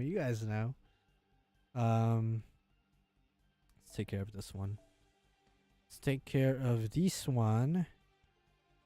By the way, does the 5th copy of the Kana CE drop, or like is there a quest that guarantees gives it, or do I have to get that shit in like RNG drop? Because that's gonna be annoying as fuck. Because I do want to maximum break that shit. Drop? Fuck! Okay, it'd be like that. I want Adam and Eve to come someday. They would be. I would assume they would be pretty broken because they're a well-known story. They are well-known, and they're gonna have that popularity back up. Would they be a duo servant or would they be like separate? Like, would they be together like the twins or like other duo servants, or would it just be separate? I assume they'd be together because their story is like contingent on both of them, not just one or the other.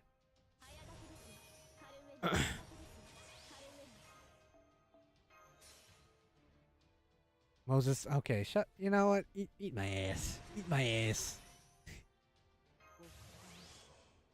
I know you. I know you. I smell you. I thought you said Keyblade for a sec there. I was like, what? Why? But no, I get the reference. I smell you. I smell you. Imagine if Adam and Eve could do everything that humans. I mean, yeah, I guess that. I don't know. I feel like their NP would be Adam eating the apple, and then maybe they get debuffed, but then those debuffs like carry over to the enemies. I could see them doing something like that. I don't know. Like if you're fighting a human enemy, they'd get hella debuffed because it kind of fucked everything for humanity in a way. The forbidden fruit. It'd be duo and their NP would be a buff and debuff. That's basically what I was saying. So like it debuffs them, but it also hella debuffs the enemies. I don't know about buffs though. I think it would be kind of funny if it also debuffs them.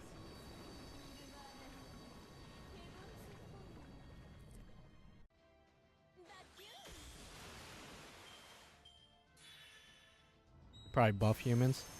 But if you know their story, you know they fucked. Well, Adam in particular, he's the one that ate the fruit, right? Unless I'm mistaken, I think he's the one that ate the fruit, and he kind of fucked everyone over by eating the shit. So, was it him or Eve? Fuck, Eve did it. Oh shit, I'm fucking up my history. Eve tricked Adam. I thought it was a snake that. I thought there was like a snake or a serpent that tricked both of them. Am I high? I don't know.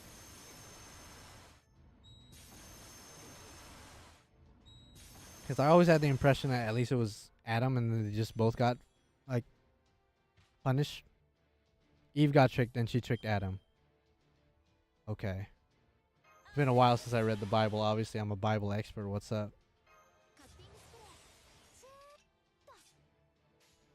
So the snake tricked Eve. And then Eve, did she mean to trick Adam, or was she already tricked by the snake?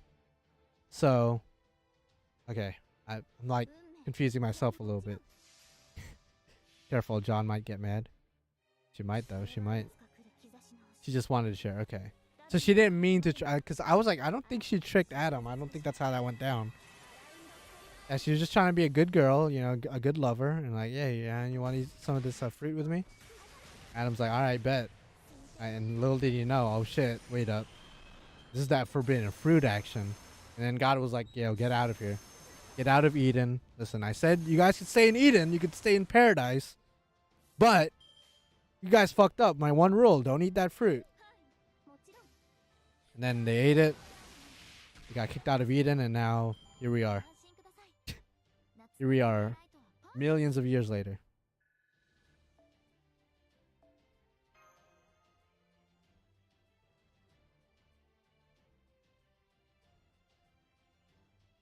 Avis Run, that's why I didn't make Eve. Damn, that's true. He did make Adam, but he didn't make Eve. It's very true.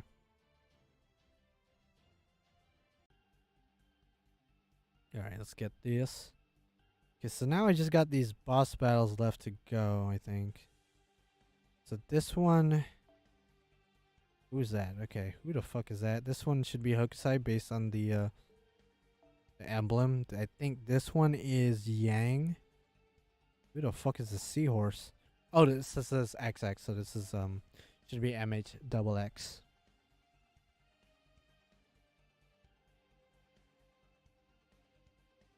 Millions of years later, and we question how they will be in the anime RPG. That's true. That's very true. It's funny how that works out, huh? It's funny how that works out. Okay, so should bring like a more foreigner focused team.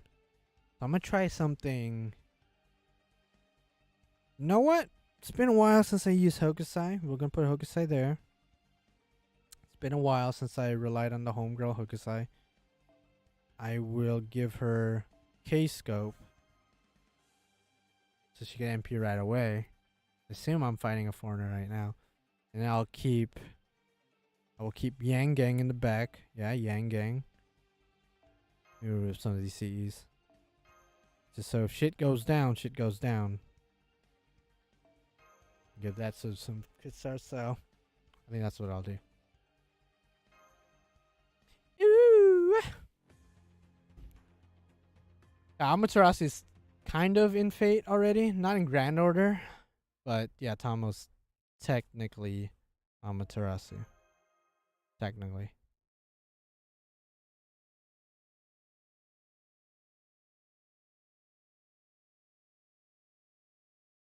Shout out to Adam and Eve.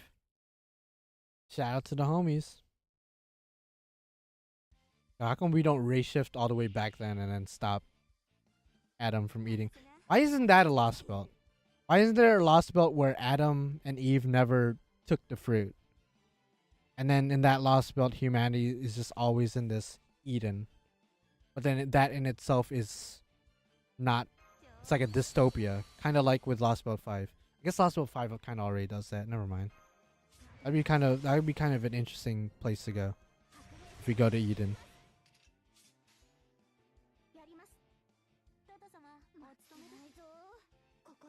Yeah, no, that sounds like a cool idea. I think that would be fucking cool to explore. But I guess maybe that's too biblical, and that might get a couple of sensitive motherfuckers on the case. But that would be fun. That would be a fun like little lost belt to explore.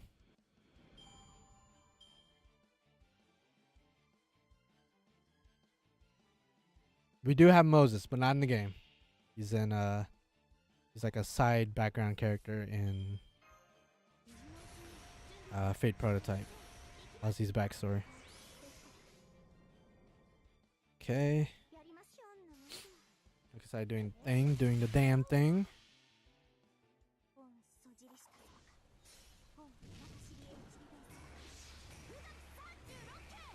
I just want to see my boy Jesus Christ in the game as a little lolly. They use Indian gods and nobody cared.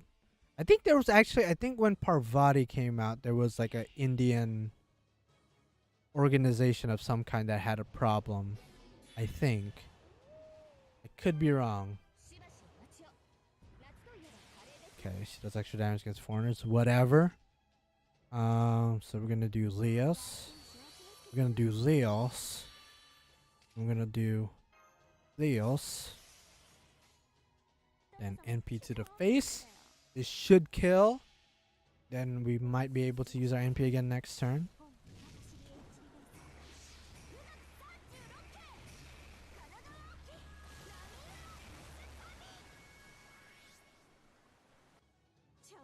Oh, and I didn't kill. Oh.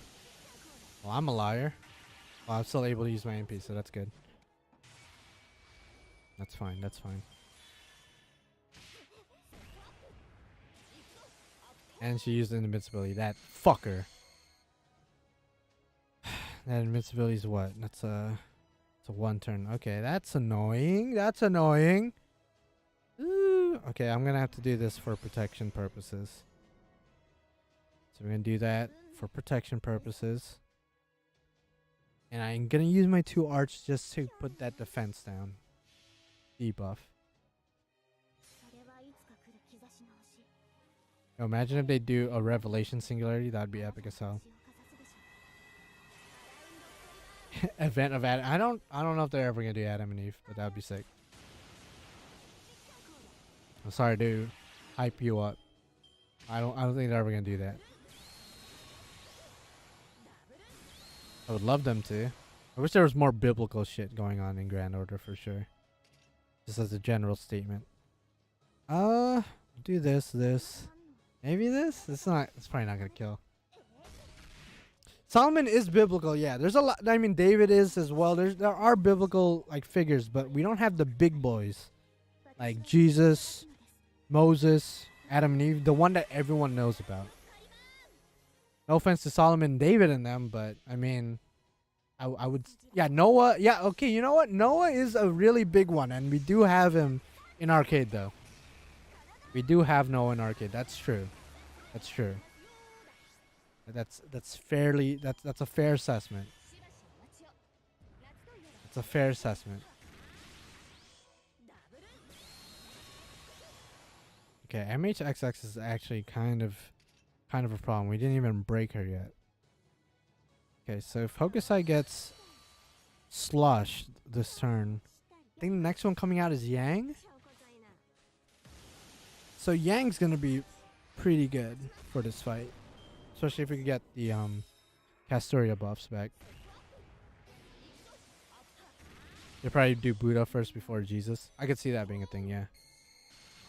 He's already a physical character in the Extraverse, and then you see him in Sanzong's NP, so he has a design and everything. Okay, this is actually pretty good. So she does have her NP. That's kind of a problem. It's kind of an issue. She's single target, right? So I should be able to tank it with Yang, and should be able to tank that no problem. And we do have a full combo with Van Gogh, so this is actually pretty nice. So I'll do this for more NP gain for everybody. Then 2, 3. Just to get full NP. There you go. Hot stuff. And full NP action. Double quick. I could have drained, but that I'd rather do this. Might as well just get rid of that entire thing. Could have drained with Yangs. Just use your NP already. It's all good.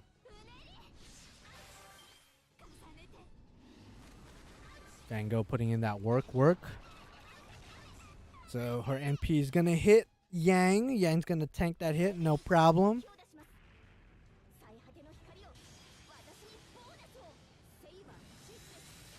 So tank that. She's gonna put a defense down and a burn on MHXX. Okay, easy mode. So we could protect. Actually, no, everyone has an evade on, so we should be good for one more turn. Actually, I'm gonna do this just to see how much damage Yang's gonna do. So Yang's gonna have her NP this turn, and she already kills, so it's okay. There you go. Easy. Is there a Hell and Fate? If yes, then why aren't we going there? Well, the gacha is Hell, but you know that's a different iteration of Hell. If you're talking about Hell, where there's fire and Satan's there chilling on the throne with a bunch of people screaming, yeah, I guess that doesn't exist in Fate. I mean, yeah, in Babylonia, the underworld is there. I believe there's another. There's no other underworld, I guess. Underworld in Babylonia or in, I guess, Mesopotamian culture isn't like what we think about when we think about Hell. When we think about Hell, we just think about constant suffering and dying and burning and shit.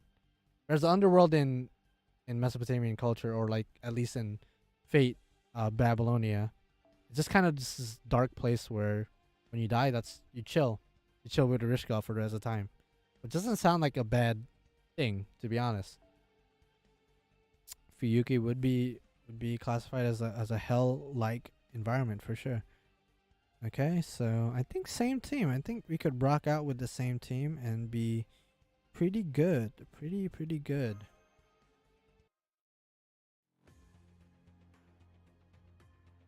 Atticus saw what we thought of in Hell. Really?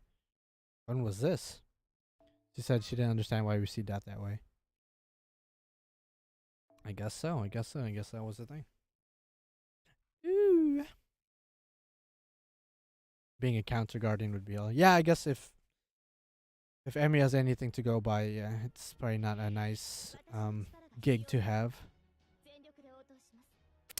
Yeah, these guys have a lot of HP. Why is this music playing? This is the music from Shimosa. I'm actually gonna do this just to get the caster as their NP.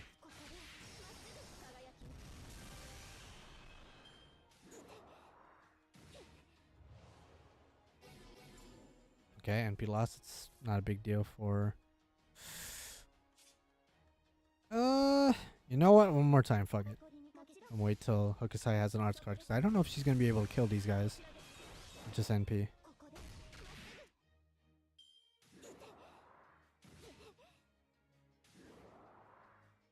LB7 will end part 1 of the Lost Belts. Isn't part 1 already over with after Lost Belt 5? Technically that was like the first part. Second part is where we are right now. And then I guess that would be done with. Although I'm not sure. Somebody could correct me if I'm totally mistaken. So we got a whole new opening and everything. And like we actually see the face of our enemy and shit.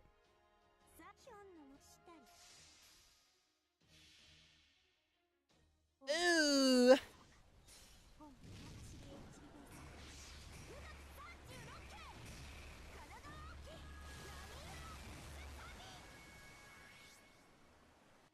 Okay, so I was correct. I wasn't able to kill. Waited for arts cards. Just get some NP back. Nice.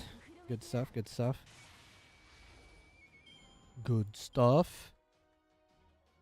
Okusai is still an invaluable asset.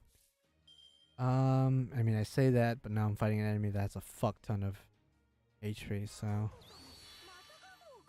might have to. This will put a defense down.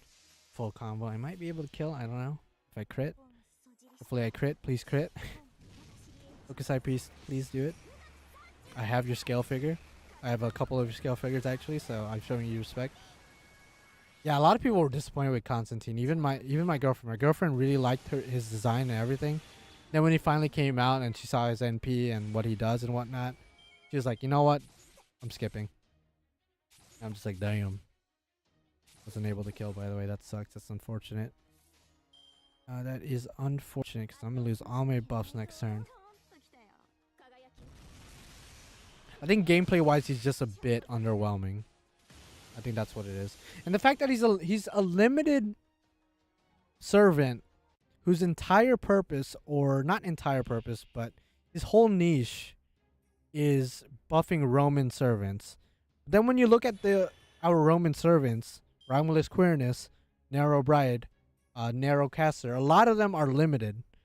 So why are you making our limited or our Roman support a limited servant when a lot of the other good Roman servants are limited? Some of them aren't limited, obviously, like normal Romulus, normal Narrow aren't limited, but it just doesn't make sense. You would think you would make the support for a niche pool of servants a non-limited servant, but whatever. It's kind of weird. Yeah, Caesar. So there are a couple of servants, but like the big boys, like Romulus Quirinius, why would you make Constantine, limited? No, normal Narrow. I said normal Narrow isn't limited, but the other two Narrows are limited. So either add more Roman servants or make Constantine not limited. That would make more sense than just to make him extremely niche and then slap that limited label on him. It's like, why? Was this necessary? The Great Hokusai. So it's a mirror match. Some double Hokusai action going on. I'm actually going to do this. And just pray that I don't get one shot. We'll see. Not too many people use Romulus Quirinius, but maybe more people would if they made Constantine more available. You know? I don't know. It's one of those things. Okay, I thought I was aiming for Hokusai, but I guess I was aiming for the wrong enemy. My bad.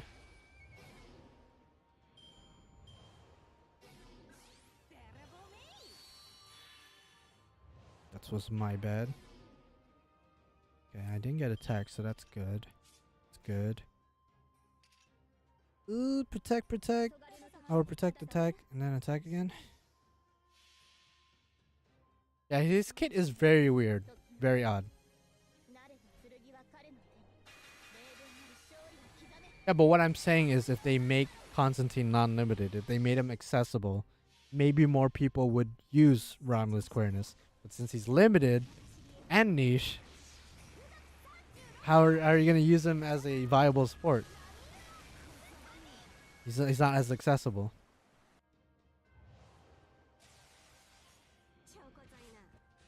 We need more support side on casters. Well, Koinskaya, Oberon, Narrow Bride, Arenas. I mean, there's a couple of good supports that aren't casters, for sure. So we could do deals. Yeah,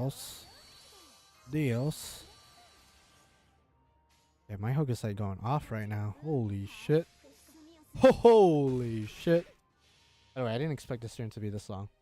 I thought I was going to finish this event in like an hour, but we out here. Yeah, Constantine is alright, I guess. He's a cool character, but gameplay wise, he's just why. Van Gogh's also a support that's not a caster, yeah. We have a lot of good AoE looping archers. We have a lot of them. Archer John, to name one, very popular arts 5-star one. Forgot what's her name, but she's like a 4-star big titty one that came out last year with Jack Demolay. She's a good looper. Forgot her name. She's the one with chains all over herself, but she can loop pretty well as an archer. AoE. Oh, wait a second. I just noticed. You got evade. That's annoying. That's fine. That's cool. Yeah, Zenobia. Zenobia's a good looper. Zenobia's really good looper. For arts. I mean, you could use Van Gogh by herself with... Well, when I say by herself, I mean with, like, double Scotty or maybe another Van Gogh. I've seen people use her with Ashia Doman. So, yeah, she gives extra buffs to foreigner allies. But you could theoretically use her as a normal support for Ashia Doman and other servants that are compatible with her kit, like Ashia. Let's see. What's your... You have 4 guts. 4 guts. Oh, wow. Okay. Kind of a problem. Let me see if this will kill and then NP. Okay, good kill. Good kill. Good kill, Hokusai. Good kill. First description, big tits. Well, am I lying? Am I lying, though? I'm pretty sure I'm not lying, though. Yeah, double Van Gogh is dummy busted. Double Van Gogh is so good. I just wish I had more friends that had Van Gogh in the support. I feel a lot of people are skipping out on her because 1, they don't realize how good she could actually be, and 2, because there's other servants coming out later like Muramasa and a lot of the servants next year that are probably a bigger priority, which I could kind of get. And now Yang's out here. Yang will I don't think this will be necessary, but I'll do it anyway just to play safe. There you go. There you go. Easy mode. Easy mode. Hokusai beats Hokusai. Easy. My excuse is I didn't get it. I understand. Listen, it's okay. It's okay. I understand. Muramasa will never replace Jason for me. Well, I respect that. Jason's actually pretty good. I went for Yang Thighs and Raikou Boing Boing. Or Badonkadonks. I get her. Badonkadonks. Or balloons or watermelons to keep you safe. I understand. I get it. I was kind of tempted to roll in that banner too, because, you know, NP5 Yang sounds really good. Sounds really good. Hey, you got that crystallized lore. That's hot. That's hot. Also, not even on your friend list. Have I never added you? If I have added you, you might have gotten blipped. Because I do a yearly deletion of my friend list, like randomly. So you might have been one of the people who got blipped out of existence. Okay, so I could do this final quest. You know what? Fuck it. Let's do it. Let's go use a 1 bronze apple, even though I gotta wait only a minute. Nope, never added. Well, if you ever sent your friend code, my guy, my friend code's always out there for the world to see, so. Ooh, have you ever sent a friend request? I survived the MC purge. You won't survive next year. I'm kidding. I don't know. It's random, so like I look away and I kind of squint my eyes and just delete. So, and I'll always delete people who haven't logged in 2 days, because if you ain't playing the game, then like, you know, get out of my friend list. You know what I'm saying? Get the fuck out of here. So, you know what I'm gonna do? And since I'm not really worried about bonding, I should have done this earlier. I'm gonna give you this craft essence. That way you get dummy busted. Buffs.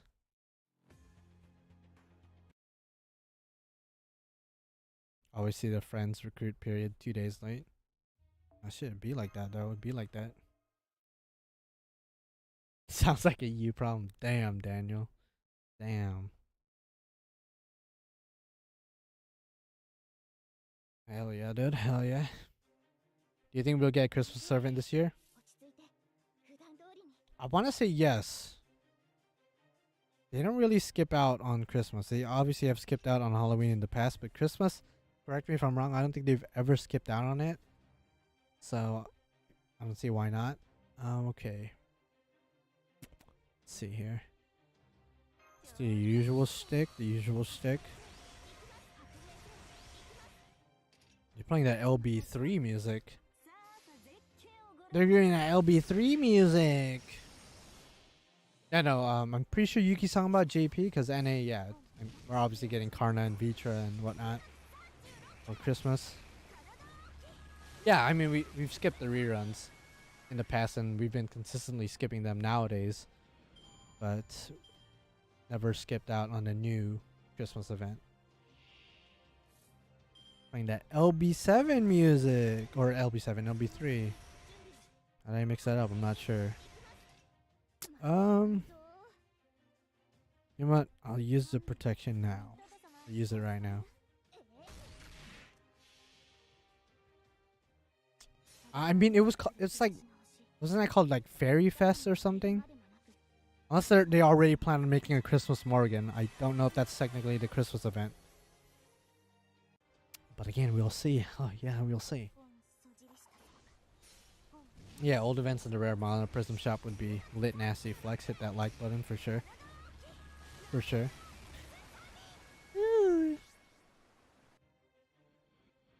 Yeah, Christmas Morgan would sell.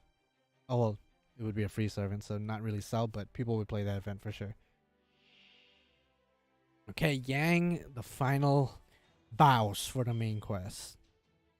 Let's see if we'll be able to take her out. She only has 200k for her first break, so shouldn't be that big of a problem. Shouldn't be that big of a problem. Plus we got our own Yang in the back, along with Van Gogh. So, and I forgot to aim for Yang. Okay, keep messing up that shit. Although I do kill. Yeah, I do kill. That's okay. I do kill. Yeah. There you go. To be able to get my MP back. Maybe. No, I don't. Barely missed it, but that's okay. I think my Mystic Code gives 10% anyway. Charm. Okay. Good thing you didn't charm Hokusai. That would have been kind of annoying. Okay. Give Hokusai her NP back. That's fine. That's great. That's hot. That's sexy. Do that. Get some arts action going on. And I think I will just NP. Don't see why not. Don't see why not. You don't like wingless fairies? Only the fairies with wings?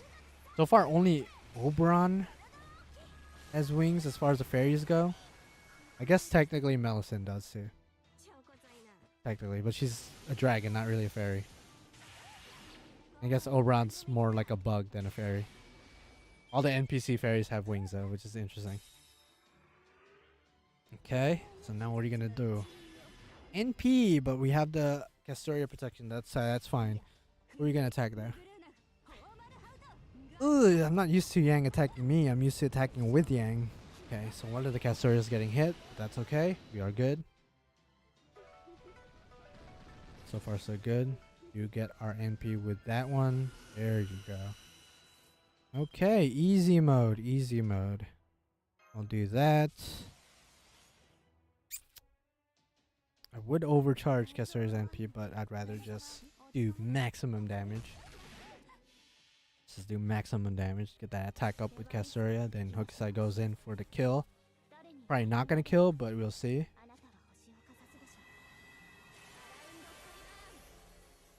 Playable Cornunos would be hilarious, but they won't do that. He's too big. He's physically too big. I guess they could size him down like they would with Tiamat, but Tiamat was actually humanoid, whereas Cornunos is just a big fluff. Okay, 300k damage. That's cool. Ooh. Okay. Interesting. Oh, Protea. Well, okay. I mean, Protea's big, but I guess technically she could get bigger than Cornunos, but Cornunos' sprite in the game is gigantic. So, ooh.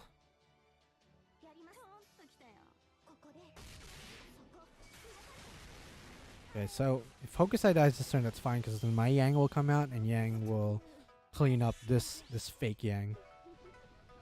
So okay, Hokusai does die as predicted. I could have used the evade, but I kind of want Yang to come out and finish the job. So my Yang's out, hot. It's hot. There you go. Boom, boom, skleet. Then buff her a little bit just for more damage and NP gain. Probably gonna kill with this attack though, but full combo, big damage. Actually, no, that's fine. That's fine. That's It's fine. Big damage Yang. Good Yang. My Yang defeats that Yang. Easy. Easy mode. Easy mode. Good job, Yang. Good job.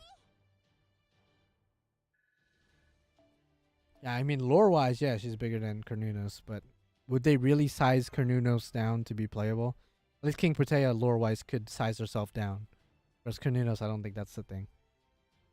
I don't think that's the thing. Easy, bye Yang, bye Yang. My Yang's better anyway. Mine's better. Mine's better than that one.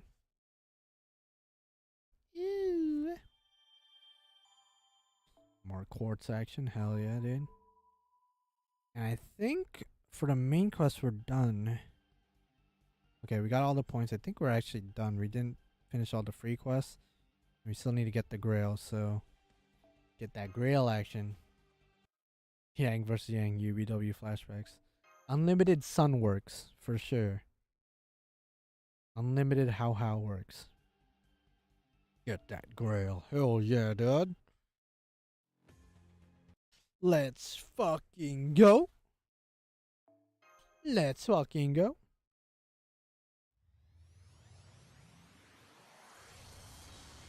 There you go. Get the sexy Grail that I might give to Van Gogh because Van Gogh actually asked for a Grail. Ooh, there's a challenge quest. Should I do the challenge quest? I don't even know what this challenge quest is all about, though. What's this challenge quest all about? Gotta go into it and get obliterated. This is the one with Gilded, right? What's up, Hero and X? What's up, X? Good to like Yang a ton in this event. She's bubbly. Yeah, no, she's great. She's amazing. Ooh, we got 4 apples. Hot. That's hot. Get some Eternal Ice action. It's been a while since I've done a challenge quest, so I don't know though. Like, what do I go into it blind or do I look up a guide? I think I'll go into it blind for now. I'll go into it blind. I think there's someone with Gilded A in it, and then he has like a bunch of allies. I can't quite remember exactly how it goes. Blind then guide. Okay, we'll do it blind. Fuck the guide. So I'm gonna play it safe for this first run then. Probably gonna fail this first run because if I'm going in blind, then shit, I don't know what to expect. Looking for a Castoria with a good craft essence for challenges. So far I only see event ones, bond ones, and nothing really good for challenges. Because I think I'm a double Castoria. And I might pull out the Musashi Berserker for that dummy damage. Safe brings Himiko, Castoria, Merlin comp. I'm going to be sitting here for at least 80 turns if I did that. What CE you want, Jack? Either 2030 for some crit star action, or the maybe her bond craft as well, because I will buff out my damage and MP gain. Or if not those two, the one with what's it called? One with Kiara on it. I forgot what's called for some reason, but the one that overcharges her. That would be swell. That would be good. That would be sexy. I would actually bust a fat nut if I saw that right now.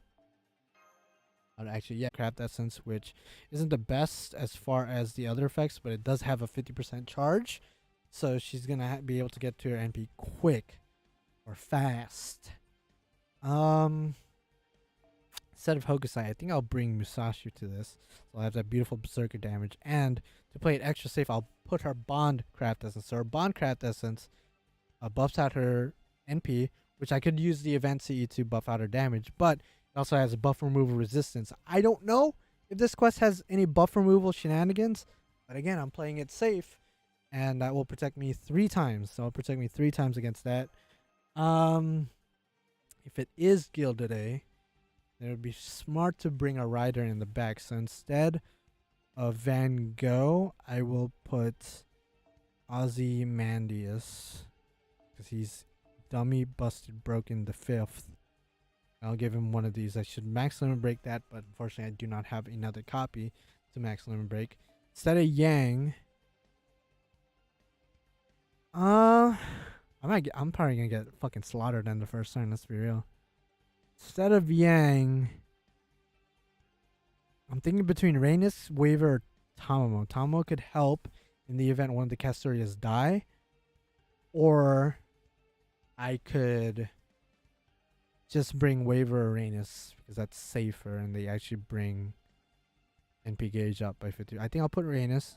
Then after thinking about it, Rhaenys. Because her NP could help a little bit. It could help a little bit with this one, so some crit star drop. And I'll keep my mash in the back. I don't really want to give her a cat test, so then I don't want to think about it. I don't know how hard this will be. Let's see here. Instead of this crap, this is gonna be weird. Don't get me wrong. It's gonna be weird. I will. Because I do want that debuff removal. I do want that debuff removal just because I am protected with buff removal. But I'm not protected if I get skill sealed or NP sealed or stunned or anything of that mess. So that will give me that insurance. So I guess the Castoria's NPs does that already. But just in case they get stunned or NP sealed or anything. So I think that will be my team, my safe team. I won't use a backup. Going in blind, I do know Gilded is the enemy, if I remember correctly. So we'll see how this goes. I'm pretty sure he has breaks. I don't know what kind of buffs he dishes out. Debuffs, any enemies that might do that. We'll see.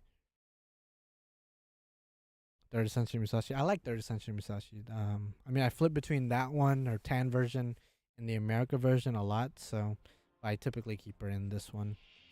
Okay, so doesn't have a break. Although, are you lying to me?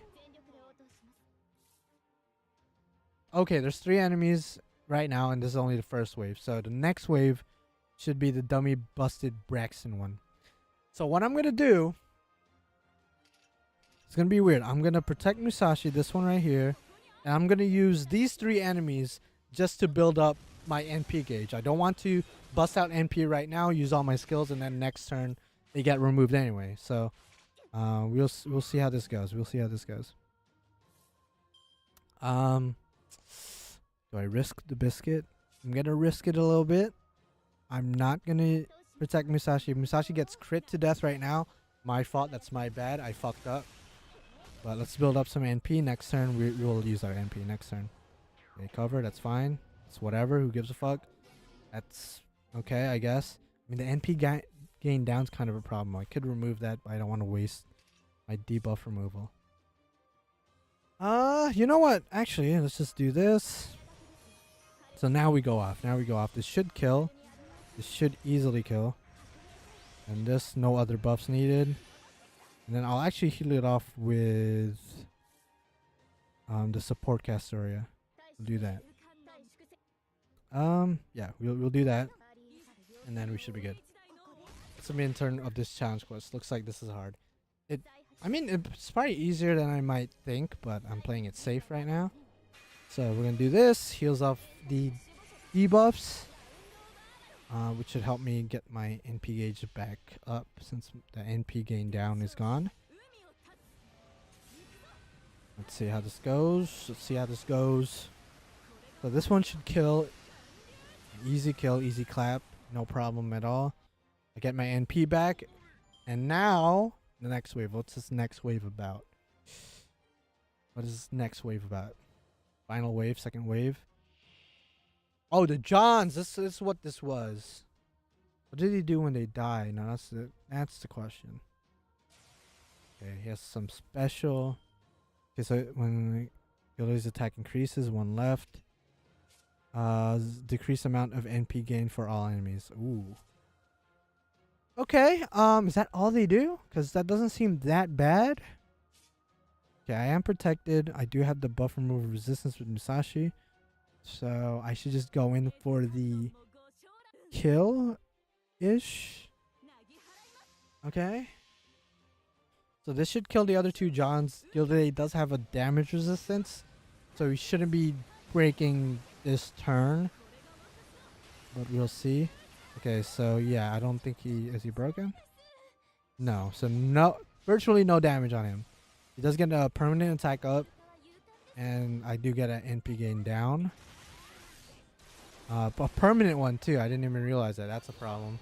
It's still doing virtually no damage. Okay. It's kind of annoying. Yeah, so I still have that protection. Okay, so I got one protection on you.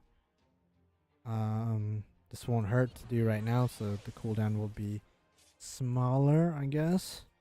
Okay. So now he doesn't have the damage resistance. I wish Musashi had a full combo. That way I'm guaranteed a kill right here, but it's fine.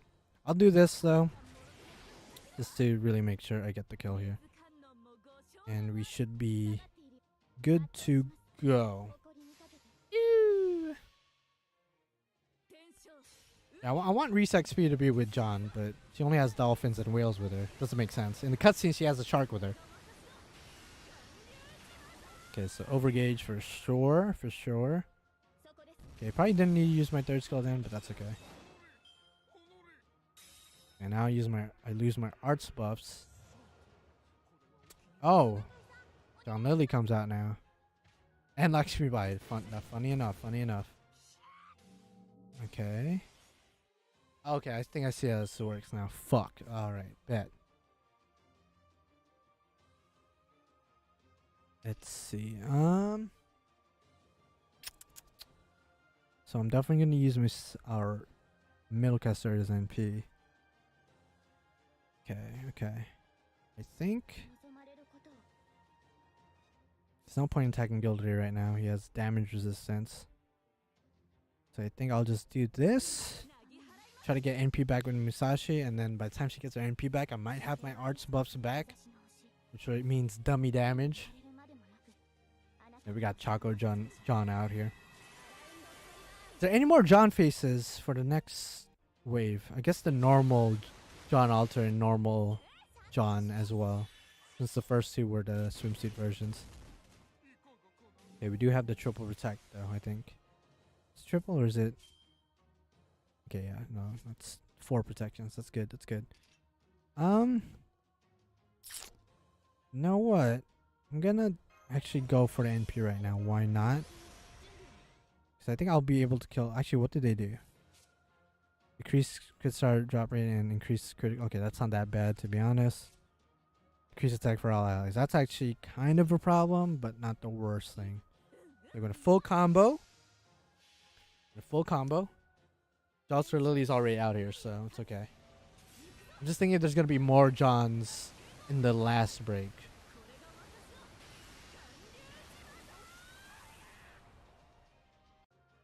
Okay, so barely didn't kill the other, or John Lily. Barely didn't kill.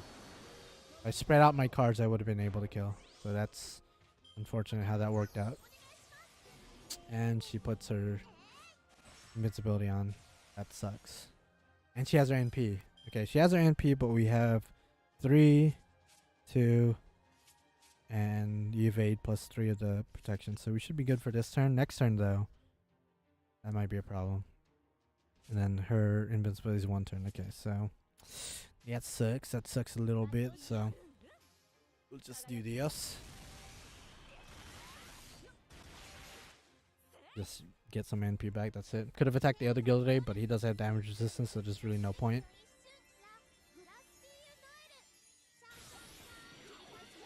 That's fine. That's fine, I guess. That's fine. Oh, okay. Wow. And NP damage down. Okay. Okay, we're starting to get a lot of our buffs back. So I think I'm actually gonna full combo, because I'm gonna take 1 NP. Yeah, I think this is fine. This is fine. This will heal off the debuffs. I have a full combo. It'll probably kill the John Lily. Yeah, John Lily's pretty cute, I guess. She's pretty cute. Just heal off the debuffs. Set me up for next turn for when I need to use my NP. This should kill.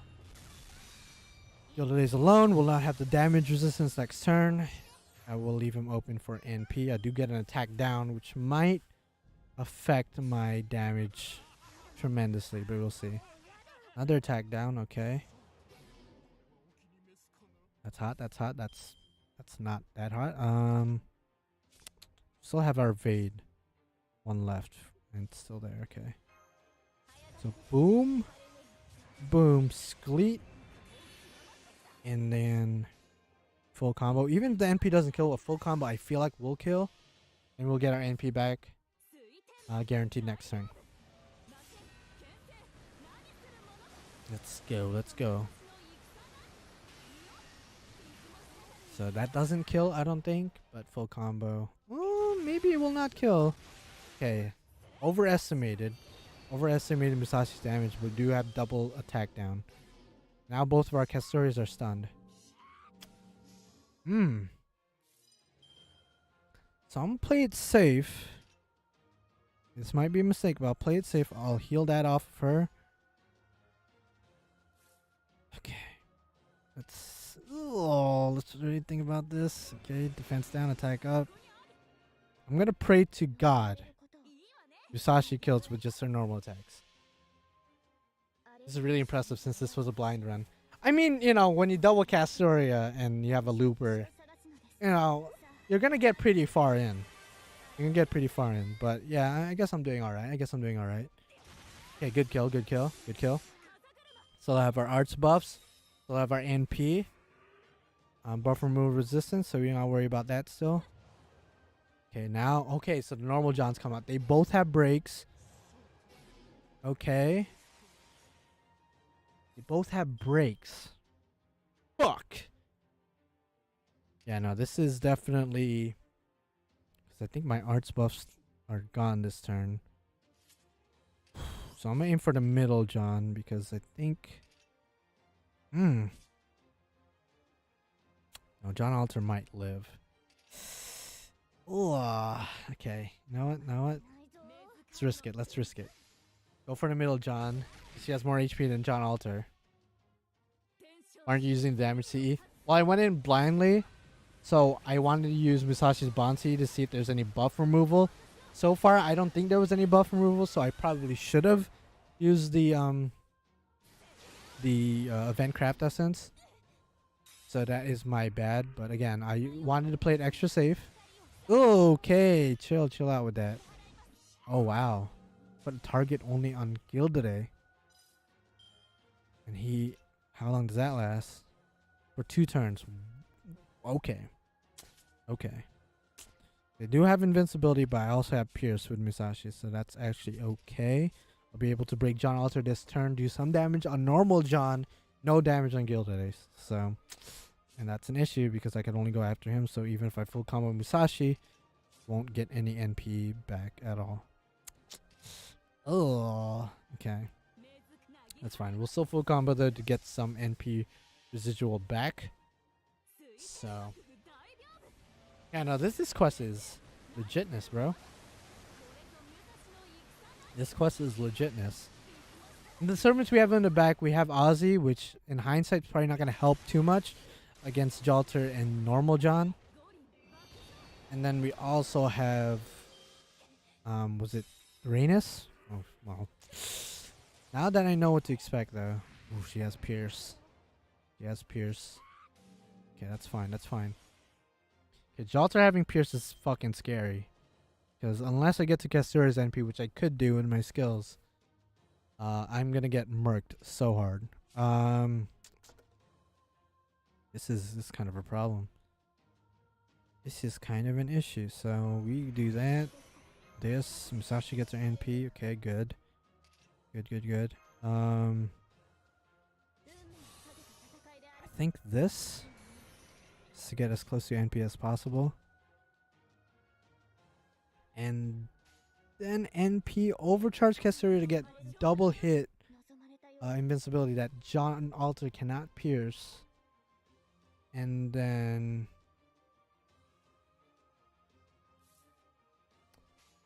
I'm gonna arch chain with this Castoria so I can double make sure she's getting her NP. John's left-handed while Jalter's right.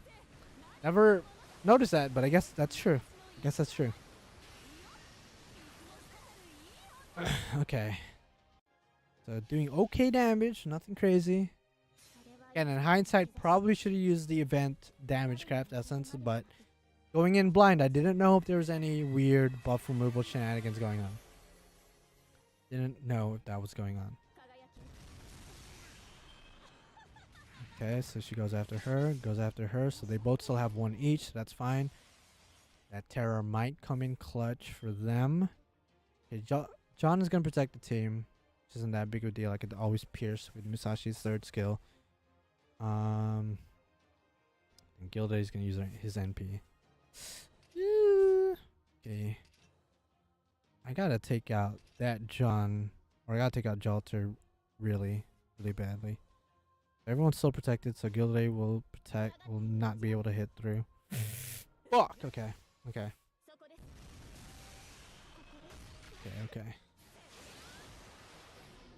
Okay, stun on her. That's kind of a problem. Oh! Okay, so that Castoria is dead.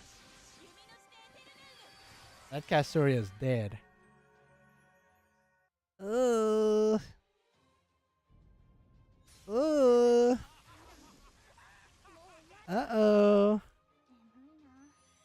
Uh-oh. That's fucked up. That's fucked up. Okay. Jalter has her NP. Musashi's still protected. She's stunned, though. That's fucked up. That's messed up. Oh, man. That is not good. That is not good. I could use this Castoria's NP, but it's not going to stack with the one Musashi already has. So that one's going to run out no matter what. I might as well. I'll just do it for now. I'll do it for now. I'll do it for now. Fuck. Okay, if I could take out at least John Alter. Normal John isn't that big of an issue, so taking her out won't be as, you know, as big of a priority. But obviously got to take out both Johns anyway to get Gilday's damage resistance gone. Okay, so this is going to hit who? Okay, Castoria, that's fine. He has the protection. Has nullified buff, which really isn't that big of a deal for sure. Okay. Okay. Kind of wish Musashi had a card to attack, but that's okay. That's fine. Use evade. And really just to make sure she doesn't get killed this turn, because she could get ganged up on. I'll do that. I'll wait till she has a full combo before I use Musashi's NP. Yeah, okay. I think that's fine. Oh, fuck. Okay, Castoria does have nullified buff, though. Come on. Miss Arenas gonna do her thing. Maybe Tamo would have been better in this circumstance. That way I don't lose out on damage with Musashi since one of the Castorias died, but that's fine. Okay. Just notice, Gilded doesn't have his damages. Okay, now he has it back. Wait, does that last? Okay, it lasts for one turn, but I guess he reapplies it every turn anyway. Oh, okay. That's what I'm gonna do. I'm gonna do Leos. We're gonna do Leos. Okay, we have the guts, so even if Jalter goes after Musashi, she's gonna be able to live. Just gonna do Leos. And then full combo Musashi on Jalter, because Jalter again is the biggest threat. Oh, but Gilday has target. Fuck! Okay, whatever, it's okay. It's okay. Please do okay damage. Even with just one Castoria buff. We could use Rhaenys' attack up, but I'll use it next turn. Okay, so we did over 100k on everyone but Gilday. Okay, so 200k-ish. Got our NP back. I think with an extra attack buff from Rhaenys, I think we might be good. Okay. Stun! Oh, you fucking dick! That stun's actually... That's a big play. That's a big play. I do not have the debuff removal. That stun is a big play. That is a massive play. That's massive. Okay, but I mean, okay. Yeah, I'll do. Okay, because this Castoria might. Okay, no, she won't die. I could use her NP right now. Probably not gonna die. Probably not gonna die. That's fine. Yeah, that's okay. Okay, yeah, we're gonna do that. We're gonna do that. Fun fact about my Rhaenys. I got 2 copies back to back in 110 shot, which was crazy. Then the banner after that was Super Ryan and got him in 110 shot. So basically, your luck was dummy busted during that time. Basically, is what you're saying. Okay, so everyone's protected. Okay, please stop going after Musashi. That's fine. Okay, John has her NP. Jalter's gonna have her NP in 2 turns. Target's no longer in Gilday, which is great. So I think we're guaranteed to kill Jalter this turn. I think we're guaranteed that kill. I think. And I think I'm guaranteed to get my NP back because I have a full combo with Musashi, so I might as well go big or go home. I'll go with the full attack. Gonna put the NP gauge gain on her, so everyone gets NP gain anyway. I think I will be able to kill. Actually, what does Jalter do when she dies? Fuck, I didn't check. I did not check. I did not check what Jalter does when she dies. Hopefully it's nothing debilitating. I think that's gonna stop me from this full combo. Okay. Full combo. Jalter's dead. Curse. Curse might be a problem over time. Okay, so now that John's dead, so no protection for Gilday. Gilday is alone. There's no enemies left. He has full NP. Oh. Okay. Alright. And of course you go after you dick. Now we have Ozymandias, so Ozymandias is gonna go in with the kill. Easy dub.